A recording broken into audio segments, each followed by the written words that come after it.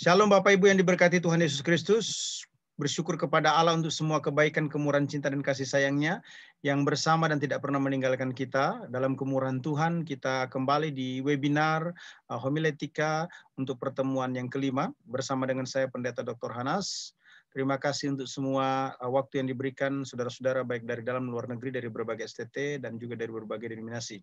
Kita percaya bahwa waktu ini adalah merupakan waktu terbaik yang membuat kita bisa melihat rencana dan kehendak Allah. Mari kita berdoa untuk memulai webinar ini. Bapa yang baik, kami bersyukur untuk segala kebaikan-Mu, cinta-Mu, anugerah-Mu, dan berkat-Mu yang luar biasa. Kuduskan kami, layakkan kami. Ampuni semua kesalahan, pelanggaran, dan dosa kami, agar kami berkenan di mata-Mu.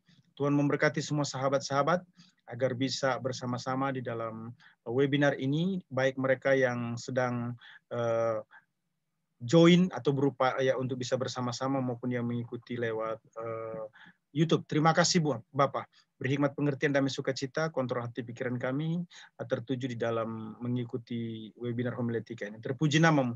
Kami serahkan ke dalam tangan-Mu, kuduskan kami, layakkan kami, biar urapan dari surga, pimpinan dari Roh Kudus bersama dengan kami. Dalam nama Yesus kami berdoa dan berkat-Mu. Amin.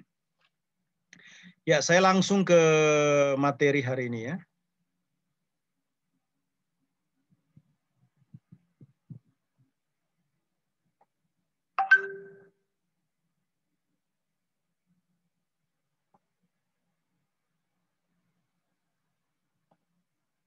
Bisa dilihat? Bisa, Dr. Hanas. Apakah Ibu Lili Kambe sudah masuk di dalam? Ada Ibu Lili Kambe. Oke. Semua kita perhatikan ini ya. Teman-teman bisa lihat semua tulisan ini? Bisa lihat? Bisa, Dr. Hanas. Bisa, Pak. Nah, kita langsung setelah memperhatikan Matius 5 ayat 7 sampai 9 ini, sebenarnya intinya apa toh? Saya akan baca supaya Bapak Ibu sekalian bisa mendengarkan dengan baik, dan ini menjadi contoh untuk yang lain ya. Matius 5 ayat 7 sampai dengan ayat 9 berkata demikian. Berbahagialah orang yang murah hatinya, karena mereka akan beroleh kemurahan. Berbahagialah orang yang suci hatinya, karena mereka akan melihat Allah. Berbahagialah orang yang membawa damai, karena mereka akan disebut anak-anak Allah. Sudah betul, one keyword-nya adalah berbahagialah. Nah, cuma one keyword berbahagialah ini menjadi sesuatu yang perlu ditambahkan. Ini contoh saja ya, contoh ini ya. Sebenarnya ini kan dalam naskah bahasa Inggrisnya selain berbahagialah, diberkatilah juga. Blessed, begitu ya. Berbahagialah orang yang di dalam Tuhan, ini contoh ya. Supaya menjadi lengkap. Itu satu contoh. Terus apa lagi? Berbahagialah.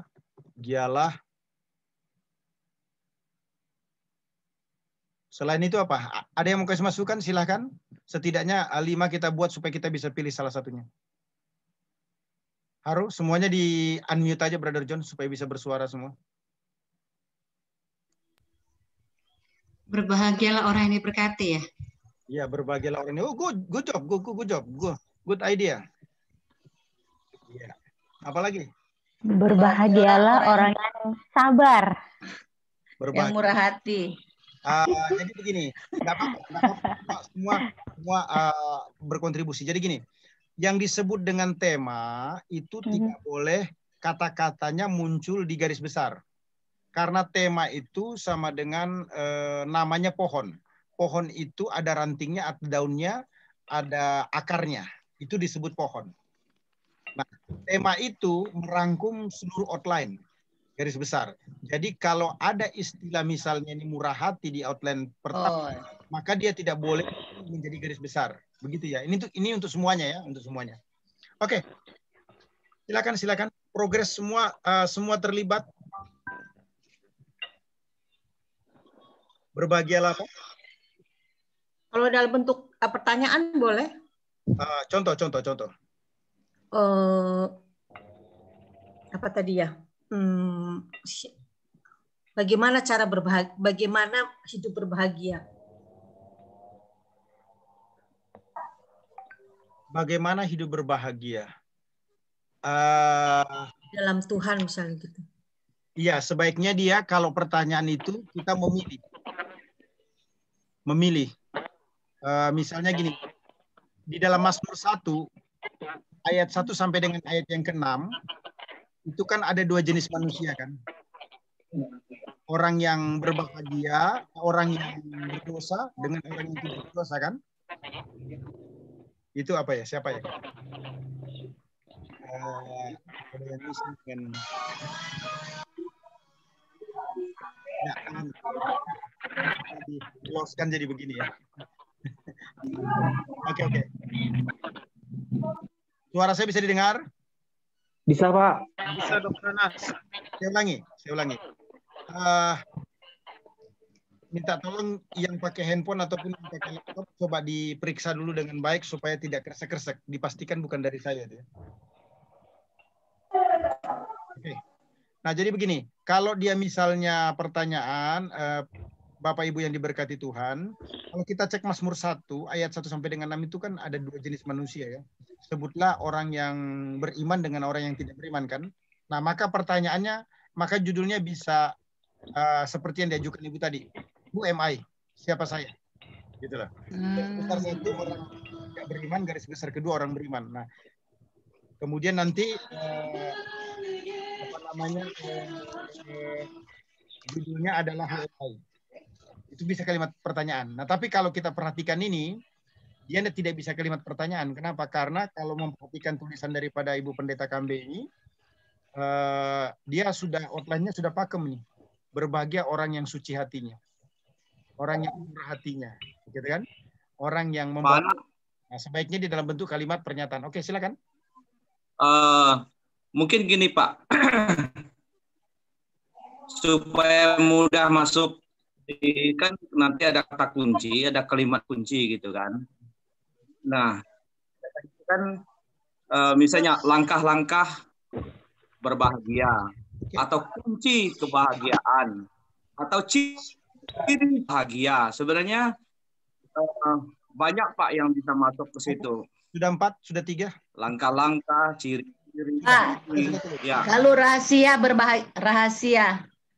Rahasia. Jadi bahagia. baru rahasia pertama, rahasia kedua, rahasia hidup ketiga, berbahagia ya. Kita langsung ongoing karena ini banyak, bukan cuma satu yang kita mau kerjakan. Satu lagi. Enggak ada itu. Berbahagia dalam duka cita. Berbahagia. Pak. Berbahagia apa? Dalam duka cita. Berbahagia. Di dalam berbahagia dalam duka cita, Pak. Berbahagia dalam duka cita itu menyinggung ini enggak? Jadi begini, yang namanya garis besar itu harus merangkum seluruh outline. Kriteria berbahagia, Pak. Bagaimana? Kriteria, Pak.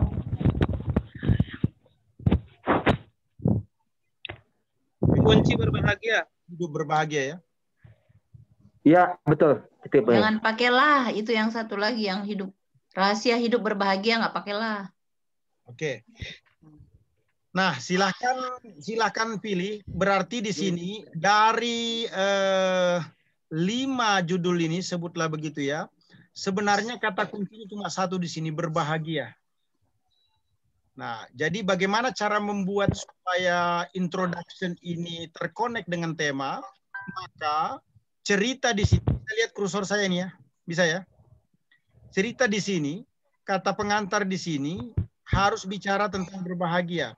Ada beberapa cara untuk menjembatani pendahuluan ke tema. Misalnya kalimatnya itu diparalelkan atau diparadokskan. Nah, cari cerita apa di sini tentang kebahagiaan. Ada cerita nggak?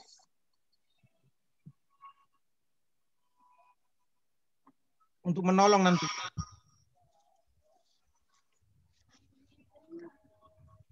Ada cerita tentang orang hidup bahagia atau bagaimana? Cerita. Oke. Saya caranya cepat ya. Cuma satu. Cerita saya yang berpikir bisa bahagia karena memiliki harta. Atau begini, cerita orang yang berusaha semaksimal Dan sukses. semaksimal mungkin untuk kaya, ya, supaya bahagia. Betul enggak? Supaya bahagia. Ya. Bisa, Pak. Ternyata setelah kaya, ya, harapan tersebut tidak menjadi kenyataan.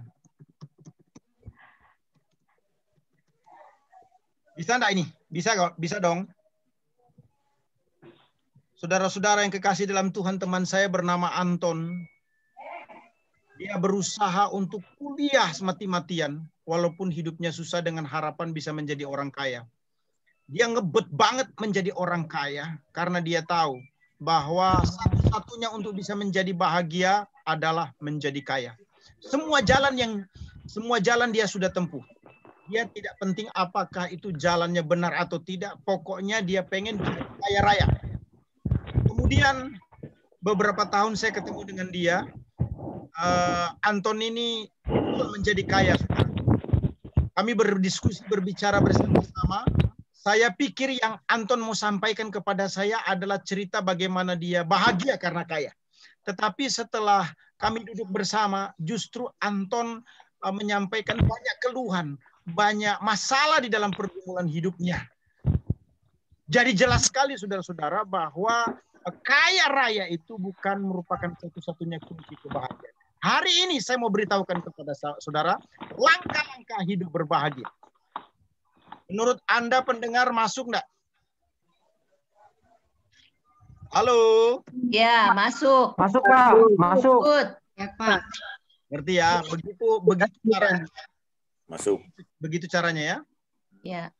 Jadi nggak harus selalu dari Alkitab ya, bisa saja dari cerita-cerita atau mungkin kayak semacam refleksi untuk menguatkan kita mencari kunci kebahagiaan gitu ya. Oh betul, bisa. Kenapa saya katakan demikian?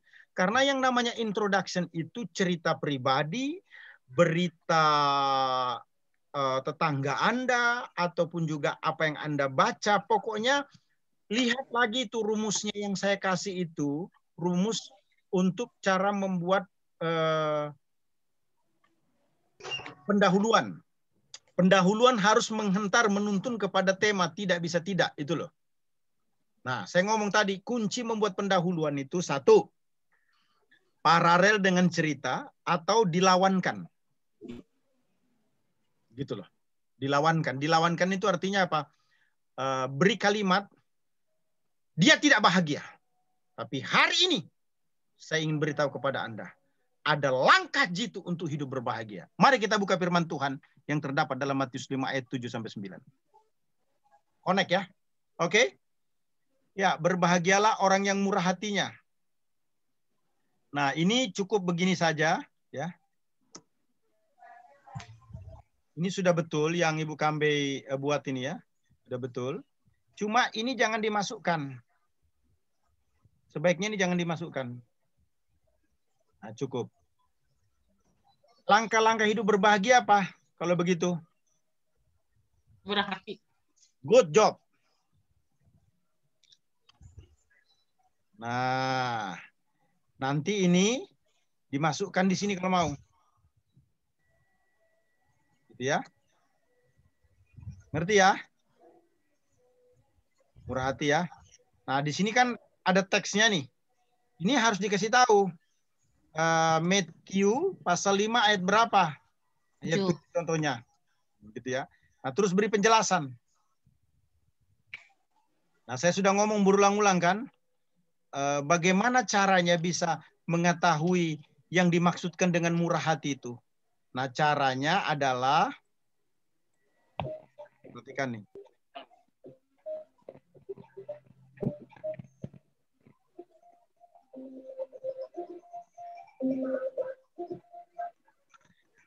Nah, ini ya. Kembali nih ya, sabda. Bisa lihat semua kan? Bisa ya? Bisa, Pak. Matius berapa tadi? 5 ayat 7. Ya, 5 ayat 7 sampai 9 aja dah, langsung. Semua bisa gabung ya, semua bisa lihat ya, jangan lost.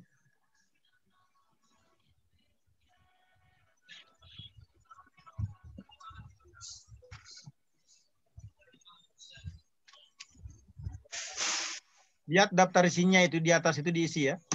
Nah, dia langsung keluar. Oke. Nah, ini kelihatan.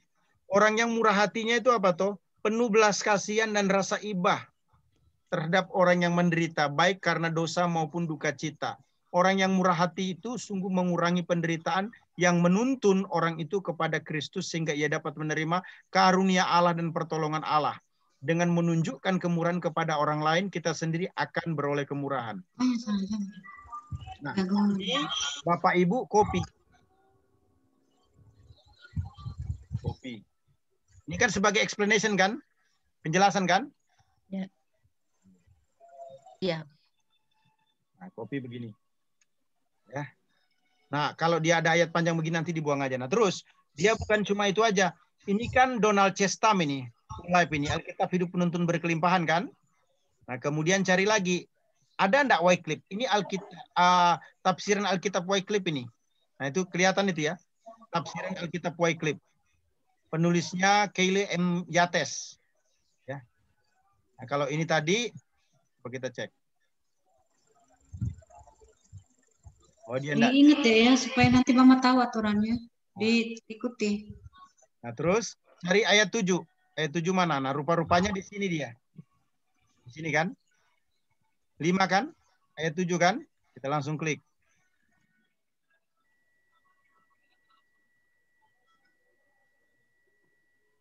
Masih ada lagi nggak? Kalau Ibu merasa itu sudah belum cukup, maka ini masih ada lagi nih. Matthew Henry. Tinggal cari di sini. Nah, tapi saya kira ini sudah cukup. Oke. Langsung saya ini aja ya supaya enak ya. Bisa lihat? Bisa? Bisa, Pak. Nah, jadi yang dimaksudkan dengan murah hati itu apa? Yang murah hatinya adalah terus ini kan bahasa tulisan kan? Betul enggak? Ini kan bahasa tulisan, bahasa copy paste kan? Ya, ya. Anda harus membuat menurut selera Anda. Anda buat begini.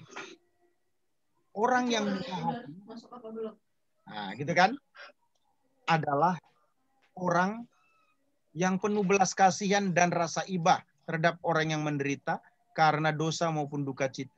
Orang yang murah hati sungguh-sungguh ingin mengurangi penderitaan orang lain dengan menuntun orang tersebut kepada Kristus sehingga menerima kasih karunia dan pertolongan Allah. Nah, teksnya ini dibuang. Halo brother sister, mengerti apa yang saya lakukan? Ya. Iya, Pak. Respon dulu. Ya. Saya kan tidak lihat Anda kan. Nah, Ya. caranya begitu. Kenapa ini penting? Ini untuk mengurangi stres Anda. Apa sih yang dimaksudkan dengan murah hati itu? Nah, penjelasan ini sudah membantu. Penjelasan ini sudah membantu. Ya, penjelasan ini sudah membantu. Nah, begitu pula dengan langkah-langkah selanjutnya ya. Paham ya? Jadi ini outline 1, nanti outline 2 sama, outline 3 sama, outline 4 sama ya. Paham ya? Ini cuma salah satu contoh aja ya. Halo, Shalom, Ibu Pendeta Kambei sudah di dalam kah?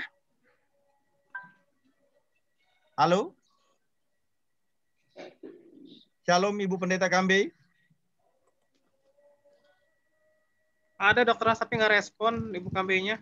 Ada di sini. Tapi sudah ada di dalam ya? Sudah ada di dalam. No problem, no problem. Yang penting dengar, yang penting mendengarkan. Karena ini kan bahan khotbah dia. Nah, ini caranya. Caranya. Khotbah yang bagus itu kalau kita memulai, Anda tulis semua. Shalom saudara-saudara, bla bla bla bla bla bla bla bla bla ya. Anggap saja ini entah nanti bagaimana, apakah Ibu Kambei mau mengganti atau tidak, tapi prinsipnya bahwa pendahuluan itu harus semenarik mungkin. kalau permainan voli itu, servis itu harus sampai ke net lawan. Begitu loh. Kita kalau main voli tahu kan, waktu kita servis, bola harus sampai ke net lawan.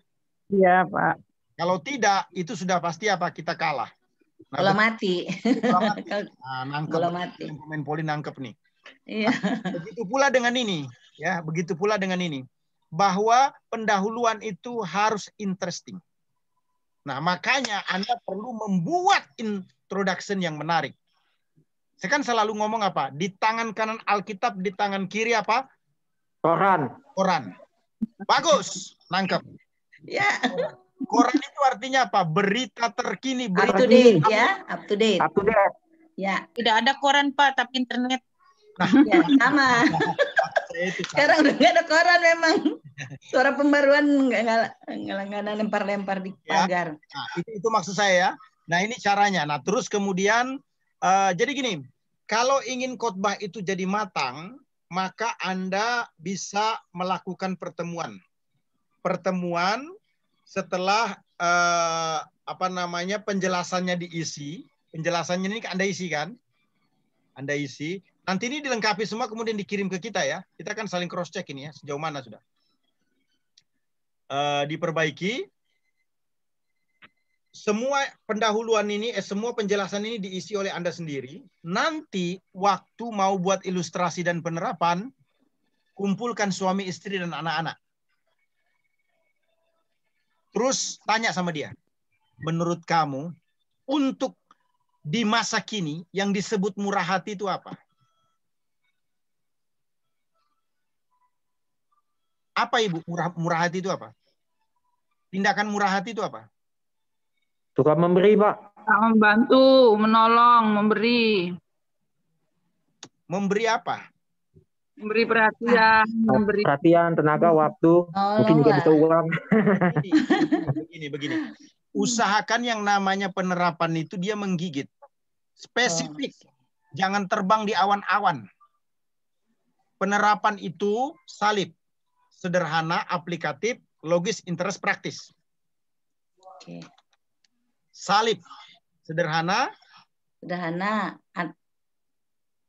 Aplikatif. Logis. Interest. Praktis. Terus salib P. Ya, terserahlah. Pokoknya begitu. Nah, sekarang apa? Memberi apa? Memberkati melalui jasmani, Pak. Iya, begini. Saya kasih tahu ulang. Yang disebut dengan orang murah hati itu, kamu tidak khotbahkan murah hati itu, jemaat itu sudah tahu. Tindakan, Pak. Perbuatan. Tindakan. Spesifiknya apa?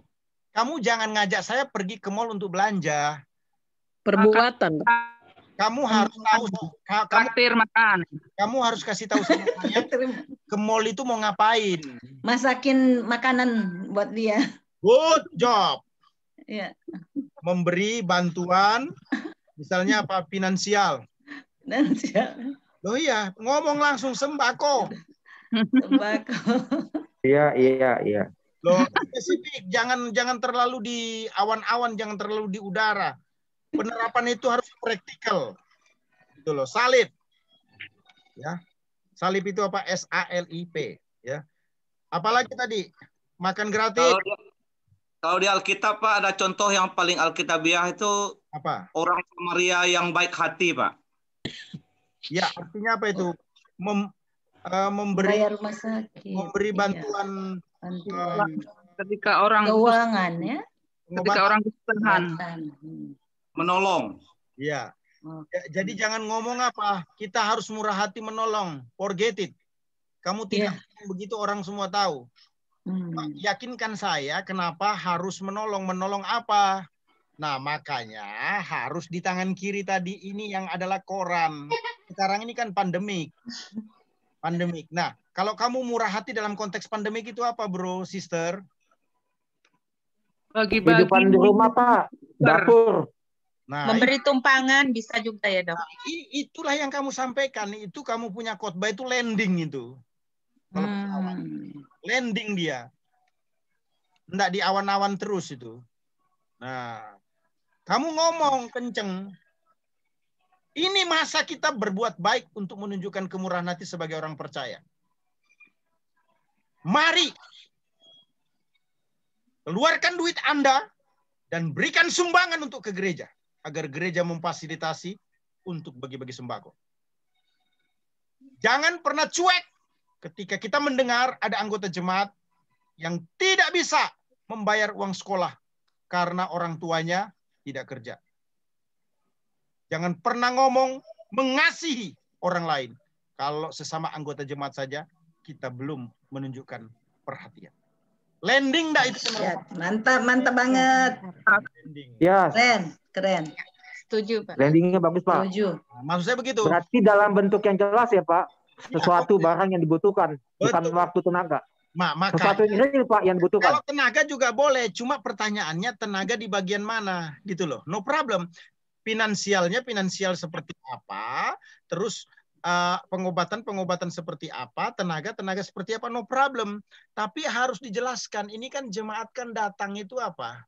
Seperti orang yang datang ke restoran, ya, dia bawa duitnya apa persembahannya. Kemudian dia pengen ngomong, kemudian dia pesan makanan itu apa? Khotbah, gitu loh. Nanti dia duduk diam, duduk manis, kemudian pelayan datang, kasih nasi, kasih ikan, semuanya. Kemudian dia makan pulang. Begitu orang kalau kebaktian, bro, sis. Artinya apa? Orang yang datang ke gereja itu sebenarnya bukan orang yang pengen dibebani.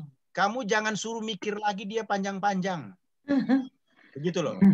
Kalau bisa seperti orang itu, ya, jangan suruh makan.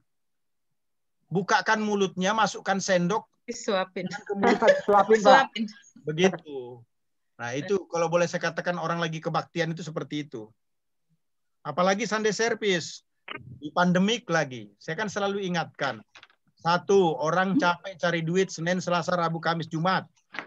Sabtu kadangkala kerja lagi, Minggu datang kebaktian. Kamu suruh mikir lagi tetek bengek, udah forget it itu. Nggak. Ya, gitu ya, oke. Nah, saya kira itu kemudian cari ilustrasinya. Nah, ilustrasi ini perlu kreativitas lagi. Orang yang murah hati, gitu ya. Ya, mungkin apa ini, cerita tentang Mother Teresa. Boleh. Mother Teresa itu murah hatinya di mana? Iya, dia memperhatikan orang-orang yang terlantar. Yang terlantar di Kalkuta, Pak. Makan. Tapi jangan lupa loh. Nanti akhir dari cerita itu, sebagaimana Mother Teresa adalah orang yang murah hati, yang menunjukkan pengorbanan, maka kita juga sebagai orang percaya harus melakukan hal yang sama. Murah hati ditunjukkan dengan bla bla bla bla bla, gitu. Jangan lupa ilustrasi itu seperti ventilasi dalam satu rumah. Oke? You punya rumah miliaran bagaimanapun juga, kalau tidak ada tempat untuk keluar udara, nilainya kurang. Jadi, ilustrasi itu apa? Membuat kita berpikir menjadi ringan, menjadi enteng, menjadi gampang. Menjadi lebih enak, membantu gitu ya. Terus saya mau sampaikan, kalau kamu memberikan ilustrasi, tolong sebelum mengakhiri cerita ilustrasi itu, kamu buat sendiri kalimat penekanannya apa. Gitu loh. Kita ngomong tentang Mother Teresa yang murah hati, bla bla bla bla bla bla bla bla. Kamu jangan berpikir bahwa ilustrasi itu akan menuntun dan membimbing khotbah kamu, supaya jemaat mengerti untuk murah hati. Jangan. Kamu harus kunci dengan kalimat seperti Mother Teresa, saudara-saudara, yang bermurah hati. Seperti yang saya jelaskan tadi, hebat dan luar biasanya dia. Mengorbankan dirinya untuk bisa menjadi orang yang generous. Karena Kristus ada di dalam dirinya. Maka saya katakan kepada Anda pada hari ini. Kalau Kristus ada di dalam hati kita, maka kita pun sanggup melakukan. Yes. Nah, begitu. Nah, terkadang dalam berkhotbah itu, terkadang di dalam ilustrasi itu, ilustrasinya sudah bagus, joknya sudah enak. Tetapi jemaat itu tidak dikasih tahu pesan moral dari ilustrasi itu apa tadi. Tangkap ya. Harus. Pak, pertanyaan Pak. Ya. Ilustrasi ini tadi dikatakan sebelah kanan Alkitab, sebelah kiri koran Pak. Kalau ilustrasinya langsung dari Alkitab, tokoh sentral langsung Tuhan Yesus bagaimana Pak? No problem. No problem. Primary adalah Alkitab yang kita jelaskan. Ilustrasi itu mau dari mana saja terserah. Terserah. Ya. Baik. No problem. Nah, usahakan di sini, murah hati di sini cari satu ayat. Ayat. Misalnya berbahagialah orang yang memberi daripada menerima. Nah, keren kan? Betul nggak?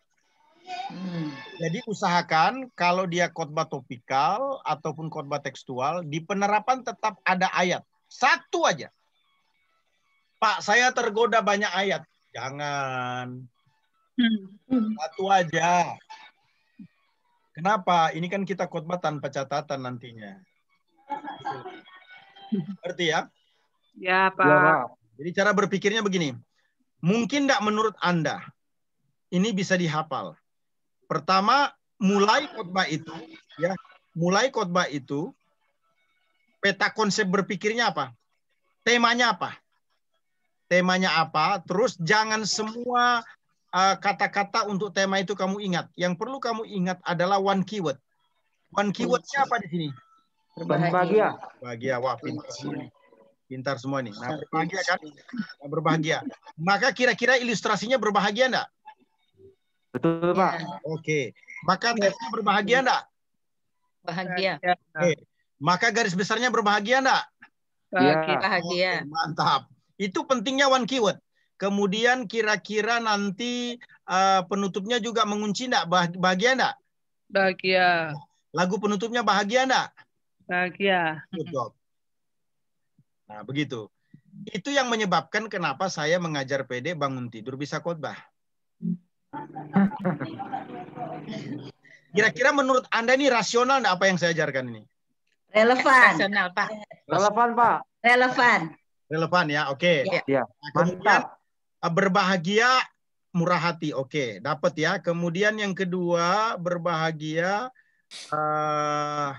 ini murah hati supaya gampang hati-hati.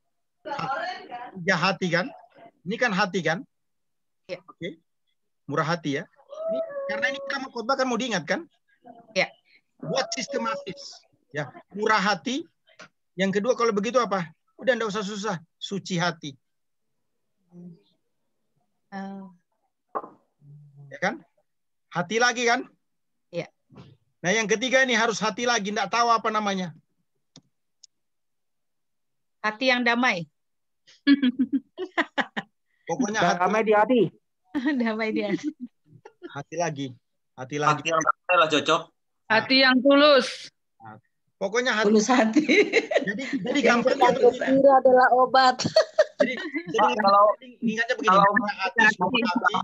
Murah hati. Damai itu hati yang berbeban lebih cocok. Jadi apa ini? Orang yang membawa damai. Hati yang berbeban situ, Pak. Itu bukan dia yang damainya, tapi kan membawa damai artinya itu kan apa namanya? Membawa kabar baik sebenarnya itu. Nah, kenapa ini perlu dipikir lama? Supaya ini gampang diingat. Jadi khotbahnya Ibu Pendeta Lili ini 3H. H yang pertama adalah murah hati. H yang kedua suci hati. Suci hati. Yang ketiga hati apa ini? Hati berbahagia. Orang yang membawa damai. Ya. Membawa damai. Hati yang suka damai.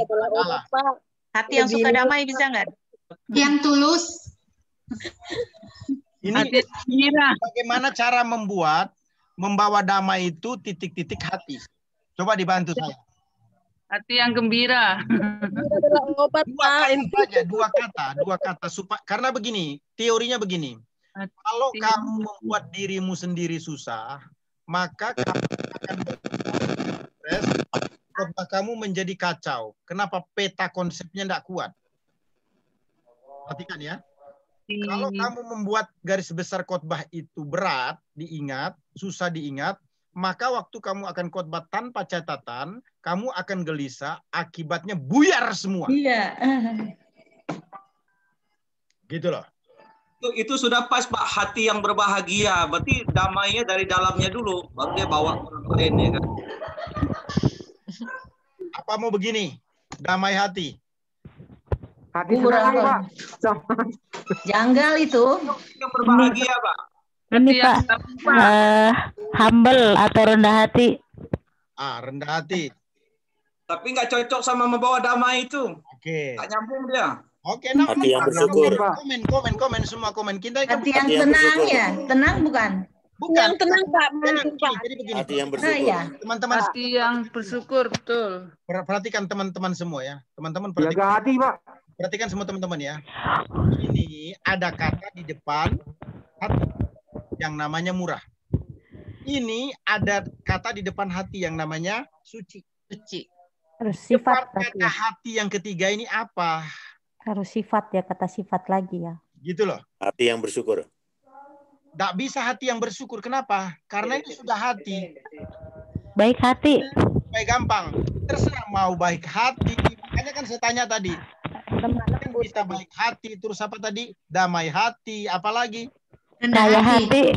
Rendah hati. Rendah hati, Pak. Tadi saya bilang rendah hati, ada yang nggak bolehin. Lemah lembut boleh nggak?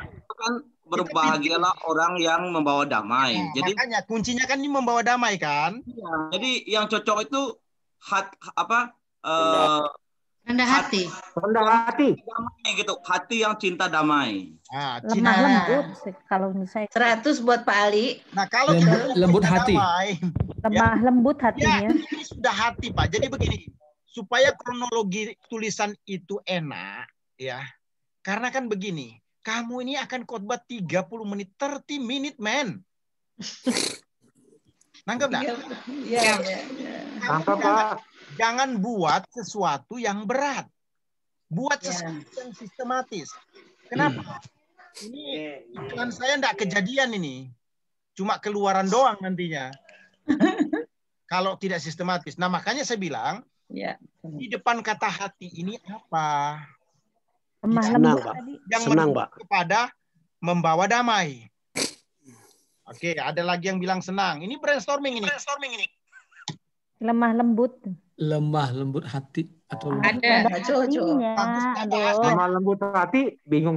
Nggak cocok. Cocok, Pak. Cuma satu kata itu butuhnya. Dalam bahasa Indonesia susah untuk digandeng hati. Shalom. Jadi artinya shalom. Nah, jadi misalnya kita ini bukan orang yang suka bermusuhan. Nah, bagaimana kita bisa menghadirkan damai itu? Jadi kalau kita hadir, orang tuh merasa nyaman. Iya, tenang gitu loh. Nah, itu namanya apa, Pak? Bla bla bla hati, satu kata. Baik hati kayaknya.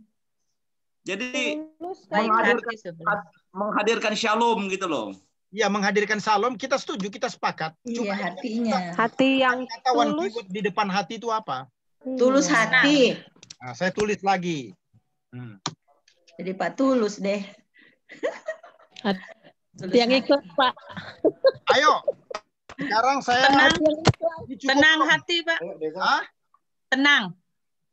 Tenang hati. Tadi udah dibilang sih. Iya. Maksa. Tenang. Enggak apa-apa. Bawa ketenangan. Iya, bercanda, Pak, bercanda. Kan kenapa sih perlu buat ini? Supaya nanti Bapak Ibu itu kan akan di chef semua kan, akan menjadi orang yang jago buat masakan kan. Saya kan ngomong kitchennya itu adalah kita. Buat dapurnya itu kita. Begitu loh. Nah, makanya saya bantu begini. Oke, sekarang ini jangan berpikir yang lain ya. Ini meaning dari damai, satu kata. Membawa damai, satu kata. Cocok enggak kalau baik? Ini berapa orang nih? Halo? Ya. Brother John berapa orang? Total dalam 27. 27. Oke. Voting aja. Yang baik setuju berapa orang? 7. Baik hati. Bagus kok, baik hati. Aku baik hati. Baik sama Suci. Baik hati, setuju. Baik hati. Dua ya, Pak. 2 atau berapa tuh? 7, Pak. Hah? 2, 3, 4, Ini aja nih. Rendah hati. Rendah hati, damai. Tapi ngerti enggak kira-kira teman-teman ngerti dulu enggak? Membawa damai itu yang paling cocok kalau di close dengan satu kata apa? Baik, damai, rendah, senang, lembut, tulus, senang, tenang. Baik. Tulus. Suka lembut. Baik hati. Lembut. Tulus. Tulus. Tulus itu melebihi baik, melebihi apa? Yang cocok tuh Pak, hati yang cinta damai. Bagus, cinta damai. Hati yang cinta damai. Betul. Jadi enggak suka berburu. Cinta damai betul, saya paham. Tapi 3 kata. Kita ini sudah hati. 2 kata yang ujung-ujungnya adalah hati. Kenapa? Ini untuk memudahkan gitu loh. Karena gini bro, bagaimana kamu mau khotbah kalau itu dia complicated? Iya. Ini khotbah tanpa catatan. Tidak boleh complicated. Harus gampang. Dulu khotbahnya lembut hati. Langkah-langkah yang bisa berdamai, yang lembut hati berarti. Langkah-langkah hidup berbahagia. Ilustrasinya apa? Tentang bahagia. Teksnya di mana? Matius 5 ayat 7 sampai 9. Kamu bangun tidur loh ini. Bangun tidur bisa khotbah. Gitu loh. Artinya apa? Harus sistematis. Biasa khotbahin anak-anak tuh. Nah, terus gitu ya. Berarti ngomel pagi-pagi. Langkah-langkah hidup bahagia itu 3 hati. 1, hati pertama adalah murah hati. 2, suci hati. Suci hati. Apa? Hati apa? Ya senang hati, Pak. Karena mendatangkan damai itu senang, Pak. Tulus hati, Pak. Tulus hati. Tadi udah kan? Tulus hati saja, Pak. Ya udah, begini lah. Kita serahkan ke Ibu Kambe, nanti dia mau pilih yang mana lah. Pemilik khotbah. Baik hati udah, rendah hati udah. Pokoknya nanti Ibu Kambe pilih titik-titik bla bla bla hati. Ya. Belahan hati. Beda lagi ya. Nah, ini dia kalau pendamping dapat yang takut Tuhan, Pak. Jadi gini ya. Nah, ini kalau Ibu Kambe punya apa namanya ini Cuma tahunya gitu, baru tahu. Dia cuma ngomong murah hati. Khotbah itu nggak usah pusing-pusing ayat apa, dia tafsirnya ada di sabda, tinggal masukin gitu doang. Semestinya. Misalnya tambahin lagi, gila, anspol di belakang mata. Oke. Ya, jadi saya ulangi, mestinya di langsung ada habis tafsirnya, terus ilustrasinya apa, dia bilang gitu. Pace murah hati ke sini. Namanya di mana, gitu doang. Orang Maaf dok, nggak kedengeran suaranya dok. Di mana, dia cerita orang Dokter Hanas, kurang nggak kedengeran suaranya. Iya, nggak kedengar, ketimpa tadi. Ketimpa. Oh, benar. Oh, sudah ini kan? Sudah oke kan?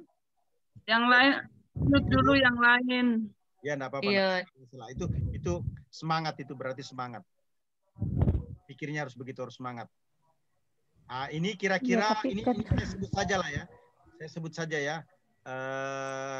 Misalnya membawa damai, dia damai, baik hati aja deh. Ini contoh aja ya, contoh.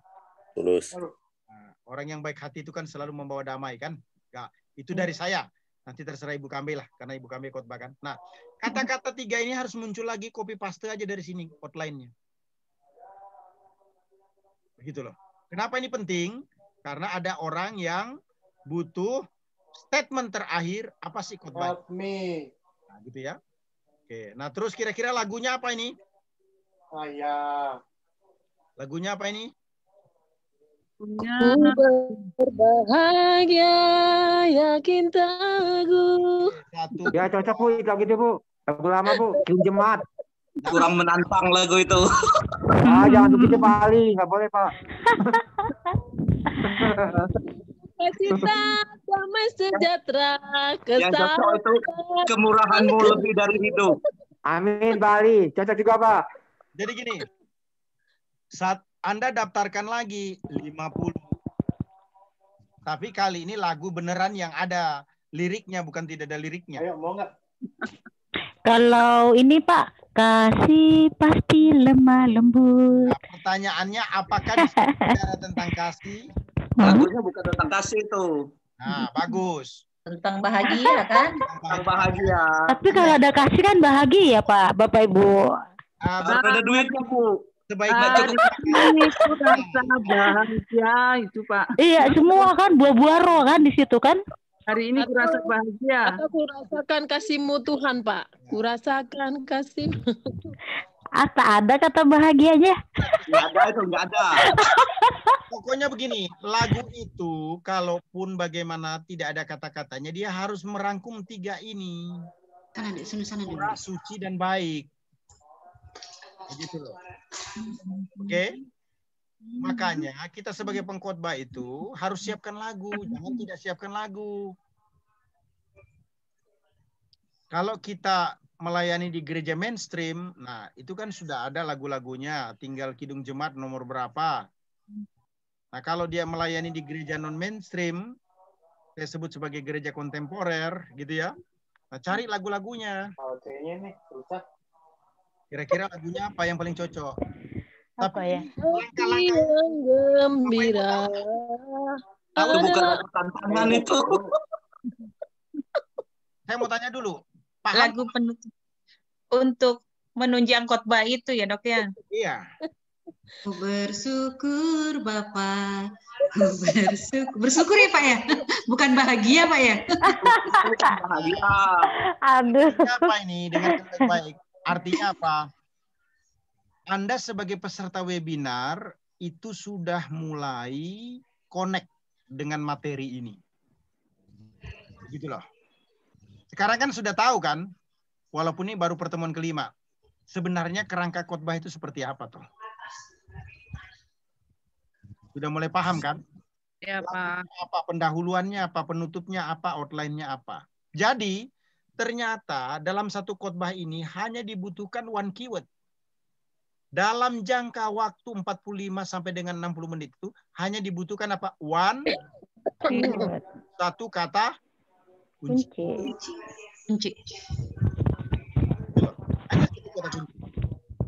Ini harus dibagikan di grup nih Pak. Ini mantap betul nih. Oh ini nanti saya kasih lagi nih. Saya memberikan challenge. Saya memberikan challenge bahwa Bapak Ibu punya nanti, tolong diperbaiki, ya, tolong diperbaiki. Formatnya seperti ini. Nah, nanti semuanya punya Bapak Ibu ini, yang ini kan mungkin masih diperbaiki kan, diperbaiki tuntas. Kata-katanya. Tapi cara buatnya seperti ini, seperti saya ini. Pendahuluan, tema, teks, garis besar mengalami 3 perlakuan, penjelasan, ilustrasi, penerapan. Gitu kan? Pak, kalau bikin gini nih harus pakai Word, Pak. Nggak bisa pakai teks di WA kalau begini, Pak. Ya memang bagaimana ya? Ya memang. Karena kita kan bisa kemarin teks di WA, jadi kalau itu nggak bisa. Capek ketiknya Pak, panjang Pak. Mau copy paste ya. Enggak. Kalau saya tulis dulu di Word, nanti copy paste baru dipaste di WA. Tapi hasilnya nggak gini Bu, hasilnya itu ya WA, dia nggak bisa. Ini kan Pak Hanas kan bagan maksudnya ya, pakai bagan ini. Ini harus di Word Pak, benar harus di Word kalau di teks. Jadi begini, coba perhatikan dulu. Ini kan saya kirim nanti lewat WhatsApp. Begitu Anda terima lewat WhatsApp, di laptop kan ada WhatsApp. Ya. Nah, laptop bisa WhatsApp. Di laptop itu nanti Anda download. Ya kan? Ya. Anda download. Ketika Anda download, ya, waktu Anda download, Anda langsung kirim lagi. Kalau sudah final. Kemana? Ke tempatnya Brother John. Grup. Dalam bentuk apa? Word atau? Dalam bentuk Word. Nggak bisa enggak? Oh, iya betul. Tapi yang bukan punya Anda, gunting semua. Oh. Ambil kita punya aja ya. Ya, Anda punya aja. Tapi formatnya jangan pakai format yang lain. Formatnya harus ini. Ya. Supaya nanti di akhir pertemuan ini, sebutlah ini 30 orang lebih, Anda sudah punya 30 bahan khotbah. Haleluya. Amin. Haleluya. Yang ini aja udah mantap nih dikhotbahkan hari Minggu nih. Oke. Ini boleh Pak, copy paste Pak. Oke. Iya. Mau tanya Pak. Ini baru satu khotbah loh ini, waduh. Gimana nih? Tapi pada prinsipnya sudah tahu lah ya. Oke. Ya, Pak. Pak Irawan. Shalom Pak Irawan, apakah ada di dalam Zoom? Halo? Pendahuluannya tanda Irawan tanya. sama Irwan sama ya Pak? Ada Pak Irwan ada. Pak Irwan adanya. Pak Irwan adanya Pak. Mungkin salah nulis kali itu. Enggak tahu. Siapa punya teks 1 Korintus 13? Saya Irwan. Oh, Anas. Pak Irwan. Ya. Nah, begini Pak Irawan. Ini kan Irawan atau Irwan? Tapi Bapak 1 Korintus 13 ya, betul ya Pak? Iya. Oke. Pak Irwan atau Pak Irawan? Irwan. Sorry. Identifikasi. Nah, sekarang pertanyaan begini Pak Irwan. Ini kan untuk khotbah the best. Ya toh? Iya. Khotbah the best. Artinya begini. Ini khotbah excellent. Khotbah the best-nya Pak Irwan. Saya tanya sekarang. Pak Irwan bisa enggak menghafal 13 ayat itu? Menghafal apa, sorry? 13 ayat. Itu kan 1 Korintus 13 kan? Oh iya. Apal persis nggak, tapi tahu lah. Nah, kita nggak bisa. Kenapa? You harus the best, excellent, waktu menyampaikan firman. Kan saya ngomong, sampai mati kita hanya perlu 3 khotbah the best untuk keliling dunia. Oh. Gitu. Iya. Nah, kalau begitu, sekarang Pak Irwan silahkan pilih dari ayat mana ke ayat mana. Ini contoh caranya menghafal nanti ya. Iya. Ini contoh ya. Coba kita lihat dulu. Contohnya Kolose 2 ayat 6 sampai dengan ayat yang ke-7. Firman Tuhan berkata, sudah lihat semua? Caranya gini nulis. Hendaklah kamu dalam hidupmu, oke? Bersama, hendaklah kamu dalam hidupmu bersama menaruh juga. Sorry. Kolose pasal 2, bukan Filipi.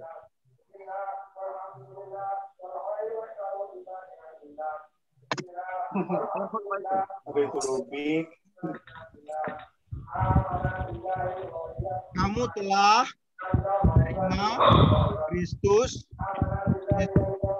Tuhan. Itu ada yang ngaji ya. Tolong yang di belakang di mute dulu dong, itu dong. Nah, yang ada suara karena itu gitu kan.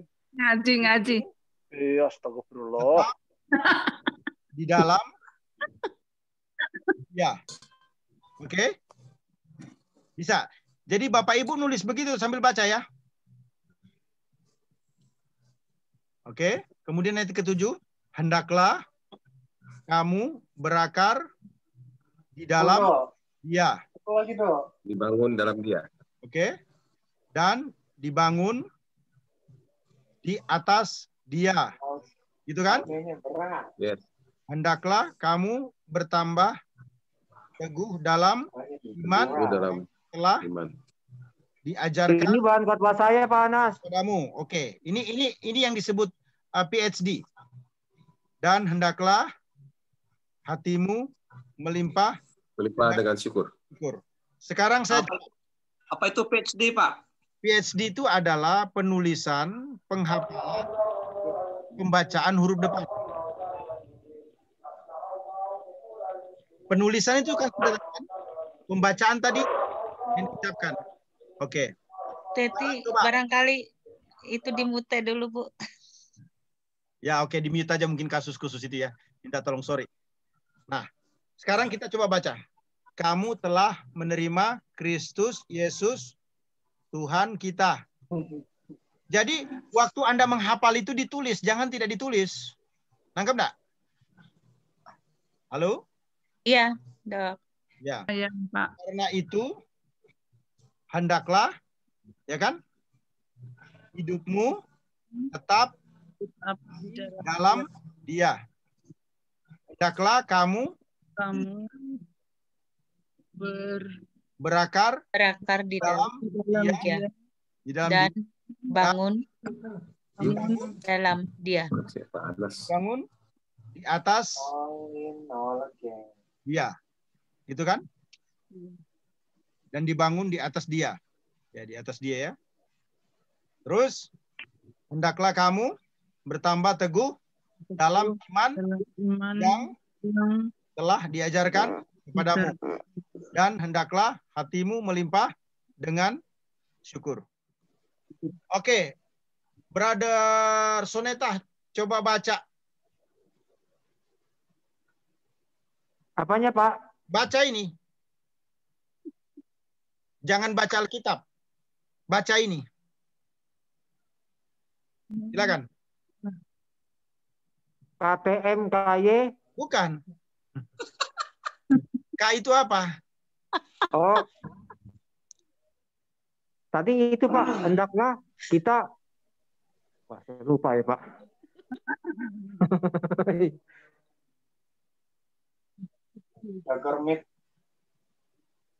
Ini ya. Oke.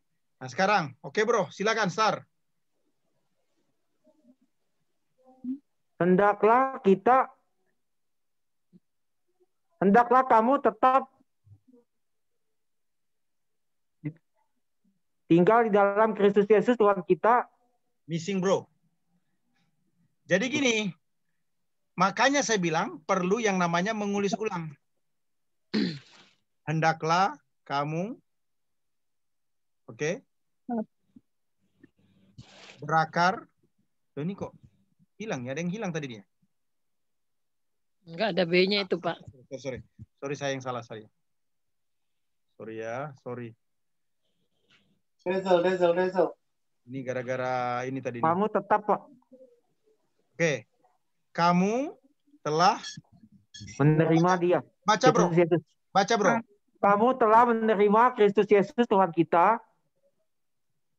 Karena itu hendaklah hidupmu bling dalam Dia. Dibangun di atas Dia, hendaklah hidupmu dalam Dia. Apa ya? No problem. Kamu telah menerima Kristus Yesus Tuhan kita karena itu hendaklah hidupmu tetap di dalam Dia. Bangun di atas Dia. Hendaklah kamu bertambah teguh di dalam iman yang telah diajarkan kepadamu dan hendaklah mengucap syukur dalam segala hal. Tidak ada mengucap syukur, Pak. Hendaklah hatimu dengan syukur. Melimpah dengan syukur. Dibangun di atas Dia. Jadi cara membuat ayat itu bisa dihafal bukan karena kamu bisa, tapi ada alat bantu. Saya waktu ambil S2 itu harus hafal kitab Efesus. Itu kalau sudah hermeneutik, menghafal kitab Efesus. Nah, ini nggak bisa dikopi, Kak. Cara menghafal kitab Efesus itu bukan maju ke depan, Bapak Ibu. Lawan Alce. Bukan. Lawan Alce nggak pernah bisa aku. Kenapa kita bisa hafal kitab Efesus? Bukan karena kita hafal, tapi karena kita menggunakan tangan, mata, dan mulut. Aku lawan Alce nggak pernah bisa. Memakai hero apapun lawan Alce nggak pernah bisa. Halo? Ya. Yang lain tolong di mute dong. Suaranya masuk kecampur sama Sensei Hanas. Silakan. Jadi begitu. Waktu kamu membaca huruf depannya, doubling lagi nih. Huruf depannya ditulis. Seperti ini tadi. Kamu telah menerima Kristus Yesus, Tuhan kita. Ya kan? Karena itu, hendaklah hidupmu tetap di dalam Dia. Titik ya. Hendaklah kamu berakar di dalam Dia. Dan apa ini? Dibangun. Dan dibangun di dalam Dia. Oke. Di atas Dia. Hendaklah kamu bertambah teguh dalam iman yang telah diajarkan kepadamu. Dan hendaklah hatimu melimpah dengan syukur. Begitu caranya. Itu namanya program PhD. Pak, dengan cara juga di visualisasi, dibayangkan juga gampang hafalnya. Itu yang tahu juga. Nah, karena Pak, bagi saya orang-orang itu modalitas belajarnya beda-beda. Ada yang visualisasi, ada kinestetik. No problem. Pokoknya yang penting itu dihafal dulu ya. Oh iya, iya, iya. Nah, jadi gini, karena ini khotbah tanpa catatan, jadi begini nilainya ya. Ketika Anda bisa khotbah dengan catatan, itu normal wajar. Semua orang bisa melakukan. Tetapi kamu perlu tahu, ada masa di mana kamu diminta orang khotbah mendadak, ya. Tapi kamu tidak bisa menghindar. Tidak mungkin kamu khotbah sembarangan. Betul enggak? Apalagi kalau Anda lulus dari sekolah tinggi teologi. Nah, untuk itu, dalam momen itu, apa yang harus dilakukan? Kan saya sudah ngomong, bangun tidur bisa khotbah. Bagaimana caranya? Yaitu tadi, harus ada peta konsep yang jelas. Nah, ini ayat berapa? Nanti minta tolong Pak Irwan, ini di ayat berapa? Nggak usah banyak-banyak, Pak, yang bisa dihafal aja. Nah, berarti temanya ini apa? Kasih. Jangan satu kata. Ini keywordnya ya. Ya. Ini contoh. Nanti Pak Irwan tinggal berpikir mau kasih apa. Bla bla bla bla. Kasih. Contohnya nih ya. Ini contohnya doang. Pokoknya buat kalau seteori saya kan 50 kan. Nah ini. Ini ataukah modelnya begini? Kasih bla bla bla bla. Ya kan? Atau modelnya begini.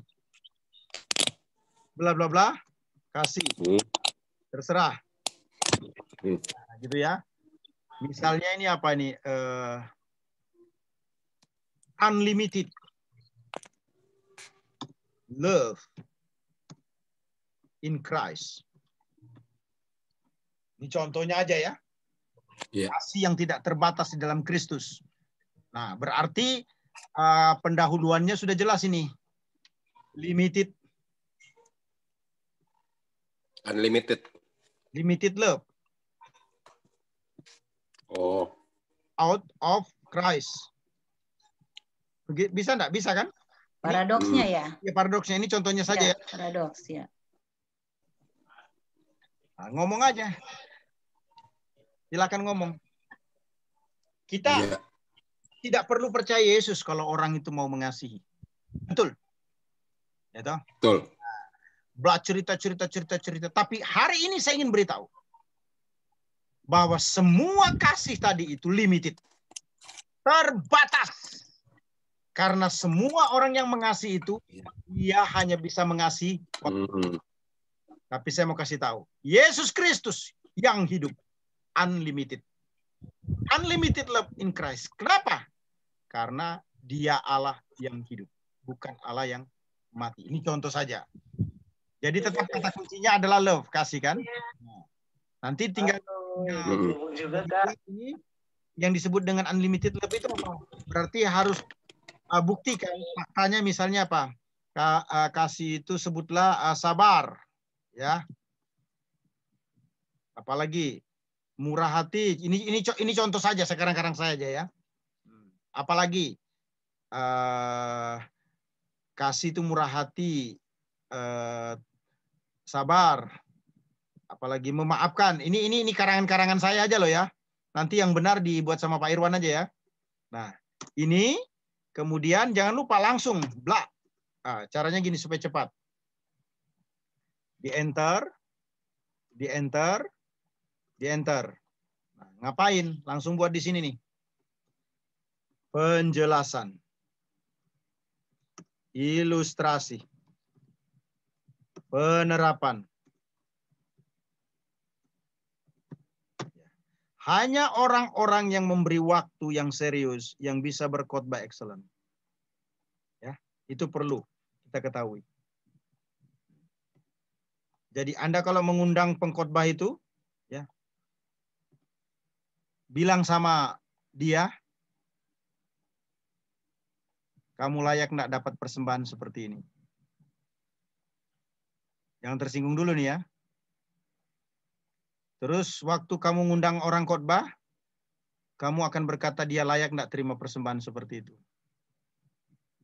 Ngomongnya sih cuma 45 menit sampai dengan 60 menit. Ngomongnya. Tapi persiapannya bisa 10 kali dari waktu berkhotbah. Bisa 20 kali dari waktu berkhotbah. Beda bro. Beda sis. Kalau kamu besok khotbah baru kamu persiapan. Dipastikan kamu diurapi. Saya mau sampaikan dalam kesempatan ini. Kamu tidak persiapan pun kamu diurapi. Karena ibadah itu ada hadirat Allah. Jadi bukan karena kamu khotbah maka ada hadirat Allah, ada pengurapan di situ. Tapi orang itu sudah bertemu dengan Tuhan lebih dulu. Saya sampaikan lagi. Ini jurus kepepet ya, perhatikan. Semua perhatikan baik-baik. Ini jurus kepepet. Yang terakhir ini. Kalau kamu khotbah merasa kering, merasa tidak nyaman, merasa tidak mantap, apa yang harus lakukan? Untuk mengurangi semua kelemahan khotbah kamu itu, pilih satu lagu yang sangat menyentuh, ulang-ulang, dan beri penekanan, tantangan, dorongan, motivasi yang kuat dari lagu itu. Maka khotbahmu yang jelek itu dilupakan, tetapi urapan Tuhan akan diingat melalui lagu itu. Haleluya. Haleluya. Haleluya, amin. Begitu ya. Kira-kira. Tapi itu jangan sering dilakukan loh bro, sis. Kepepet aja kan Pak. Ilmu pamungkas ya dong. Ilmu pamungkas. Itu jangan sering dipakai loh ya.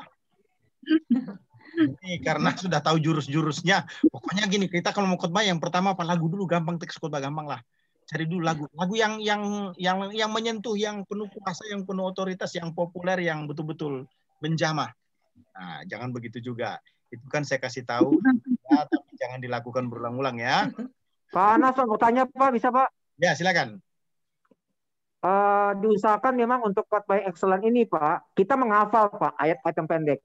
Iya. Tetapi kan ada beberapa gereja yang memang lebih elegan, kita bawa Alkitab di mimbar Pak. Kalau kita baca bagaimana Pak? Mungkin. Itu ceritanya lain. Jadi ceritanya lain. Begini, kita tidak mencari nilai B, kita cari nilai A. Kalau kamu bisa khotbah tanpa catatan, kalau khotbah catatan dengan catatan, sudah pasti jauh lebih baik. Khotbah tanpa catatan aja nilaimu A. Apalagi khotbah dengan catatan, wow, amazing. Setuju. Anda sering ikut kelas khotbah kan? Beberapa di antaranya kan? Kenapa ikut lagi? Panas boleh tanya? Ya. Tanya Panas. Ya, silakan. Saya kadang-kadang kalau ada tugas sharing suka ya 1 minggu sebelumnya sudah tanya Tuhan tema apa yang perlu disampaikan gitu kan. Kalau saya persiapan dan ilustrasi dan sebagainya, tapi kebanyakan setelah hari H-nya 1 hari sebelumnya suka berubah gitu. Gimana tuh Pak? Itu tidak selama-lamanya. Iya, tapi kebanyakan gitu Pak. Artinya begini, kalau Bapak sudah persiapan matang, maka sebenarnya suasana baru itu bisa dimasukkan. Oh, nanti saya mau bicara ini, Tuhan bicara dalam hati saya, harus nyampaikan ini. Maka di bagian ini yang akan saya sampaikan nanti. Kenapa? Karena begini, Tuhan sangat merespon, sangat menghormati orang yang tidak percaya. Gitu ya. Nah, ini dosen expository preaching saya ya, waktu saya S1, bukan S2 loh. Nah, ini rada radikal, jangan ditiru. Jangan ditiru ya. Ketika ibadah chapel, kalau dia ada, dia keluar langsung dari chapel kalau khotbah itu tidak ekspositori. Nah, itu ekstrim, itu ekstrim. Itu ekstrim. Karena dia bilang begini, saya pengkhotbah ekspositori. Jadi buat khotbah yang tidak ekspositori lebih baik saya tidak sedengar. Kenapa? Karena saya bukan pengkhotbah yang tidak ekspositori. Khotbah saya selalu ekspositori. Nah, itu baik buat dia. Tetapi menurut saya ada hal lain yang perlu dilihat. Kan khotbah topikal juga bisa memberkati. Tekstual kan juga bisa memberkati kan.